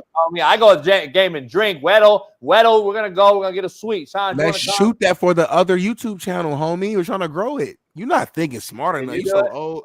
Hell yeah, hell no. Josh Allen will finally win his first MVP. Hell yeah. Hell no. This is the return of the running back. Saquon Barkley, NFL MVP. Hey, you brought up some points to me though. I'm gonna go on a limb here. Travis Hunter ain't gonna win it. He's not. He's not going to win the Heisman, homie. I don't think he is either. I think Genty's going to win it. History has said before, they gave him too many awards, dog, yesterday. They gave him too many awards, homie. He won everything. He won everything, homie. How do you win Defensive Player of the Year? How you win Defensive Player of the Year, but wasn't a part of the Thorpe Award, and the defensive position that he played is corner. That's why he's not winning the Player of the Heisman. Year, but that don't even make sense. Hey, I think McChesney and Bailey. Deion jinxed Genty. And Bailey. I want you to bring this up. 4-box us for a second, Bailey. Bailey got up and walked out when I said he was. I was like, come on, Bailey. Hey, Bailey, here's the mistake that Deion and McChesney made. They got too carried away before people voted. They start calling Travis the Heisman winner. Yep. And it's bullshit if he doesn't win. Yeah. And you know, people already kind of be looking at Colorado side-eyed anyway, like probably undercurrent, hoping that they don't succeed. And then Ashton Genty pops up, and he's just like, you know, we had a great season. I'm honored to be invited to participate in the Heisman, and I'm gonna root for whoever wins it.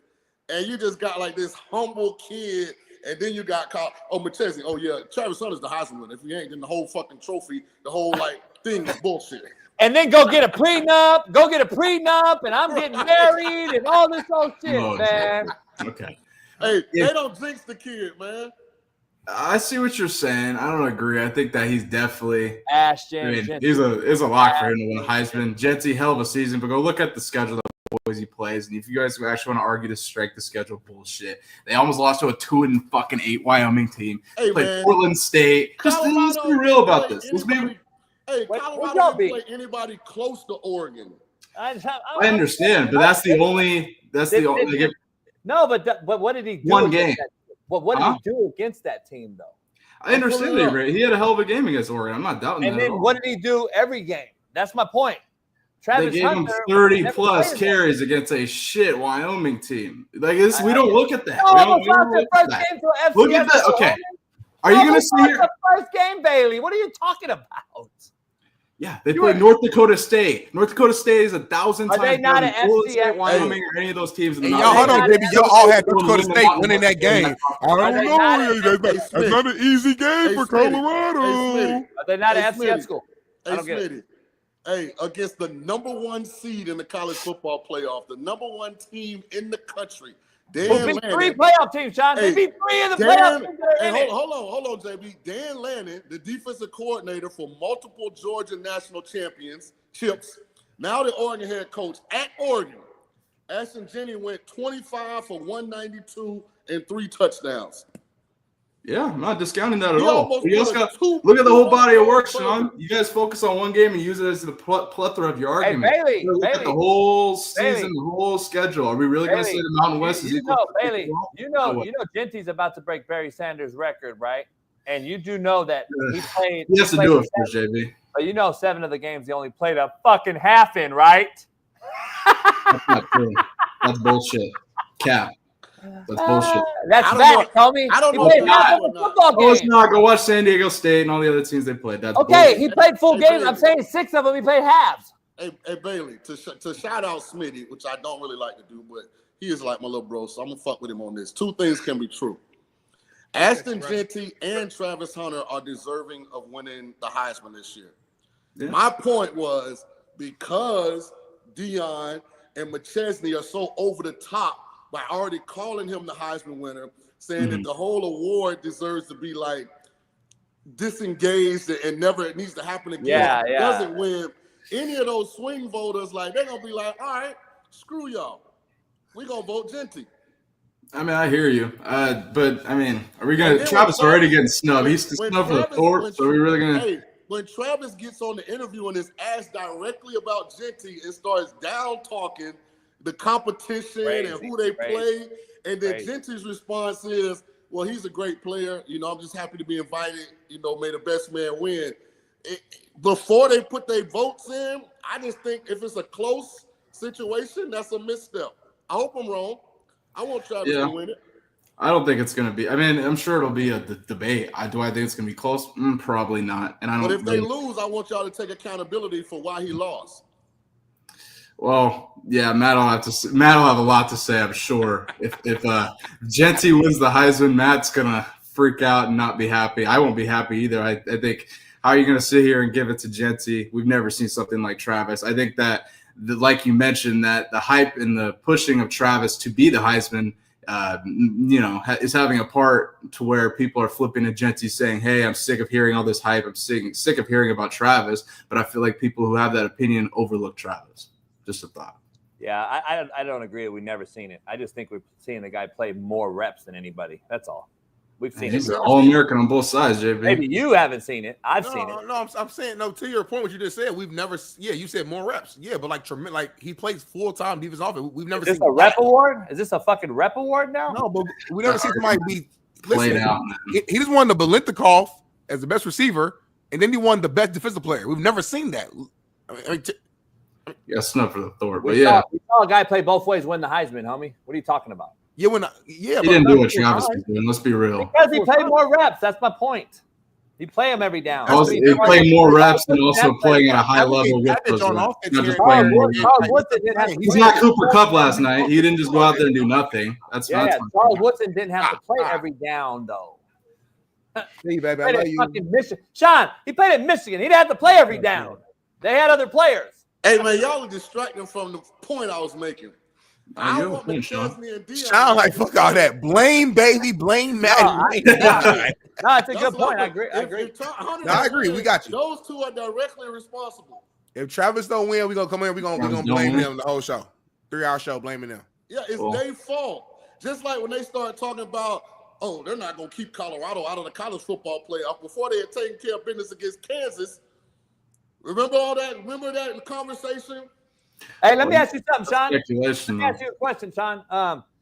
Do you believe Shedeur belonged in New York? Who's in New York again? Genty? Dylan Gabriel, Cam Ward, Travis, and Ashley Genty.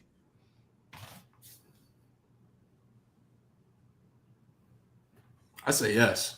No, because over who though? Dylan or Cam? No, because the only person you could put him in there over is Cam. I mean, the quarterback from the #1 team in the country undefeated almost always is invited. Yeah. And I feel like Cam was more spectacular than Shedeur this year, and Miami's 10-2. I mean, it's tough. It's tough. I think Shedeur might have been a little more consistent, but like I can put together a 20-minute highlight film of Cam Ward, and you like, if that's the only thing you see of him, you are like, he's a better version of Mahomes. The problem is I can put a 20-minute tape together, Cam Ward from the same season, he looks undraftable. But like, that's the point. Miami's 10-2 solely because of Cam Ward. And listen, I don't believe Shedeur is going to be an NFL long-term quarterback, but I think statistically he's thrown for $4,000 and almost 40 touchdowns. Like, he was their best offensive player. I don't believe they're even close to doing anything in Colorado without him either. So I don't know. I think it really matters where Shedeur goes. I said on what is it, 0 to 60? Yes, sir. You guys check out 0 to 60. Bailey and Matt do a great job. Bailey just sits and listens to Matt for 3 hours. It's a beautiful thing. That ain't true. That ain't true. Go back and forth. Hey, shout out to my guy Matt. I'm just boring with you. I think the Titans, somewhere like that, you know, where they kind of got a really good defense. They got Tony Pollard, Calvin Ridley. You know, they got some pieces around him. You know, where the expectation is not like through the roof. He's an upgrade over Will Levis. You know, if he goes somewhere like that, I think he's got a chance to be good. I mean, I'll be honest. If he goes to the Raiders or the Giants, man, that's going to be a tough road to tread. Word on the street, it's going to be done deal. He going to Raiders. They say Cam Ward going to the Giants. That's the rumor right now. That's tough sledding for both of those guys, man. You ain't got a whole lot of help either one of those places. That's what I told Matt and Bailey yesterday on their show. I'm like, you want to go somewhere. You want Shedeur to have even a shorter career? Go ahead and go to the Raiders. Yeah, well, I like Shaun's theory of Tennessee. Have a solid run game. Defense is decent. Have a hell of an offensive line coach, and a young left tackle is a hell of a player in Latham. Man, if he went to Tennessee, I think he could really figure it out. They got a couple weapons there that I think Shedeur could really grow and excel under. But it'd be a tough division to play in. You got the Indianapolis Colts where your young AR5 growing, and you got obviously CJ Stroud there with the Texans, man, and then you got Belichick about to get hired by the Jags before he even coaches a game at UNC, so he's gonna be in over there as well. So it's gonna be a tough division though. So we'll see, man. There's a lot going on. We'll see. The easiest division to infiltrate in the NFL is the AFC South. But you know what, man? We'll see. We'll see. No man. doubt. Yeah, big game this weekend. Thank you, man. Shaun, where's LeBron hiding? Because he's on a milk carton right now. Where's he at? Shaun, don't comment on that. You got a brand, you building, you make your money. So here's what I'm not going to do. I'm not going to. Shaun always says what he's not going to do. I'm not going to throw shade on a guy who's had the career LeBron has had because at the age of 40, he's not the same player he was at the age of 30. Then quit, retire. I hope this is his last year. I hope it's his last days. I hope he's done. All I'm saying is, Shaun, to your point, we've never tarnished anybody's legacy based upon their last season or last two seasons. Think about all the greats, most greats, their last year or two was not the same. Right. It is what it is. Even Peyton Manning, who had like the Cinderella ending to his career, he wasn't Peyton Manning throughout that season. We're looking at Aaron Rodgers now. The way Aaron Rodgers look right now. I remember Kobe. I remember Vince Carter. I remember Shaq. I remember Kareem Abdul-Jabbar. But we didn't Jordan. Anybody. Like JB, we're not gonna slander LeBron on here. Like, come on. Hey, we didn't force him to play 22 years, and Kobe had 61 in his last game or whatever. Come on, miss me. Okay, one game, and I love Kobe. So I'm just saying. That was his last game. That was his last game. That was not Kobe though. That was his last game. Hey, Shaun, I know I watched it. I remember the moment, but I'm saying that season was not Kobe, homie. He was really bad that year. So let me ask you a question. You don't think LeBron's capable of getting 50 plus on a given night if he just decides that's what his goal is? Yes, maybe. He averages 24, 9, and 8 right now. Yeah, absolutely. Yeah. Kobe shot 60 shots in that game. If LeBron wants to do it, he can do it. You know why he could, Shaun? The defense is the worst we've ever seen in any sport. So he could get 50 on any night he wanted to. Smitty's gonna be like this, but like it's not true. I'm saying that's you act like fucking Nowitzki's up here fucking D'ing motherfuckers up, homie. Nowitzki's got blown by 60 times this year. Get the fuck out of here. These motherfuckers don't play no defense no more. This league is the ratings are like this because it's shit.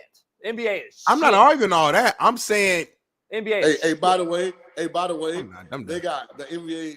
Really, it's the worst professional sports league out there, by the way, as far as how they've managed or mismanaged it over the last decade. That's bad right now. Tickets are $29 a piece for this play-in tournament because they got like the worst collection of 4 teams possible. Hey, how can you put a guy in the GOAT conversation? He's not even top 10. Here's the thing. Let me ask you something real quick. If LeBron truly goes to Golden State, as Smitty brought up, he said it's in the conversation. If it really is. How would you even consider? There's no way Steph Curry allows that, right, Smitty? No way. I think Steph just want to win, though, at this point. But that's his team. He's never chased. LeBron is always chased. LeBron can't do it for LeBron, Smitty. He loses his legacy and all his shit is tarnished. You chase the ring every time you've ever been. Why didn't Steph go to the Lakers and play with him or go to Cleveland or Miami? Why is LeBron always the one that left? No one came to him. That is going to tarnish this guy's legacy. Anthony Davis came to him, but yeah. LeBron cannot do it. There's just no way. Yeah. It's probably a long shot, but, around this time, it's always rumors, so we'll see. We shall see. It's Friday the 13th. It's Jason strike. 13th, man. I strike on the 13th, homie. Shaun, have a great weekend, man. If you're going to playing games, enjoy yourself, man. I'm not. Don't worry about it. Army Navy tomorrow. All right, man. You guys have a great weekend. I gotta go to Arizona. I'll see y'all Monday. All right, peace. Peace. Smitty, I'm headed to Arizona tomorrow morning. I can't say why. Why are you going? Can't tell you why. Well, don't bring it up then. You and I always do. I can't. You say the thing. I can't say something, or I can't tell you who, or I can't show you. But then you say, "Who is it?" Tell me why. I want to catch you slipping. I still want to know. Like, don't bring it up if you can't tell me the full story. No, it's definitely not a coaching interview. Okay, that helps. Nah, Pat's going in Vegas. I'm not gonna see Pat tomorrow. Pat's going to Vegas. I might see Noel though, because I got to go by Noel's house. Are you like dog sitting for Pat, or like watching his kids, or are you like? They don't have dogs. Okay. Nah, Pat's in the middle of moving right now. No. It's not. It has nothing to do with that. I just got to run down there real quick. It's a straight turnaround. Oh, I know what you're doing. You know, you may know, but I'm going 5 in the morning. I'm gonna leave here about 5. Get there about 10. Yeah. Do some stuff, and then I'll be back tomorrow night around 10. Be safe, bro. Let's be safe with that drive. 5-hour drive. I'm gonna do content. Please do, and put it up to our other channel where we want all y'all to subscribe to and continue to build that up. Appreciate y'all, man. Continue to be members of this channel. We're gonna continue to do more members only things. We in the Discord all weekend long, me and JB. We ain't got nothing else to do. Saturday, Sunday, ain't no college. It's one college game. It's an average NFL schedule on Sunday. We in the Discord all weekend long talking about whatever. I'm gonna go in there right now. I'm gonna go say hi to all the girls. I'm gonna go in there and say hi to all the ladies that I offered dates with. Exactly. Let's set it up. So but make sure you show love to the internet. Let me go see it. Show love to the general chat. The general is the big one that everybody see, and then make sure you go to the other chats too. So we going in right now. Y'all have a blessed weekend, man. I'm about to go. I got things to do. And hey, man, stay black, stay blessed, and keep getting that money. Coach Big Smitty, we out. Peace.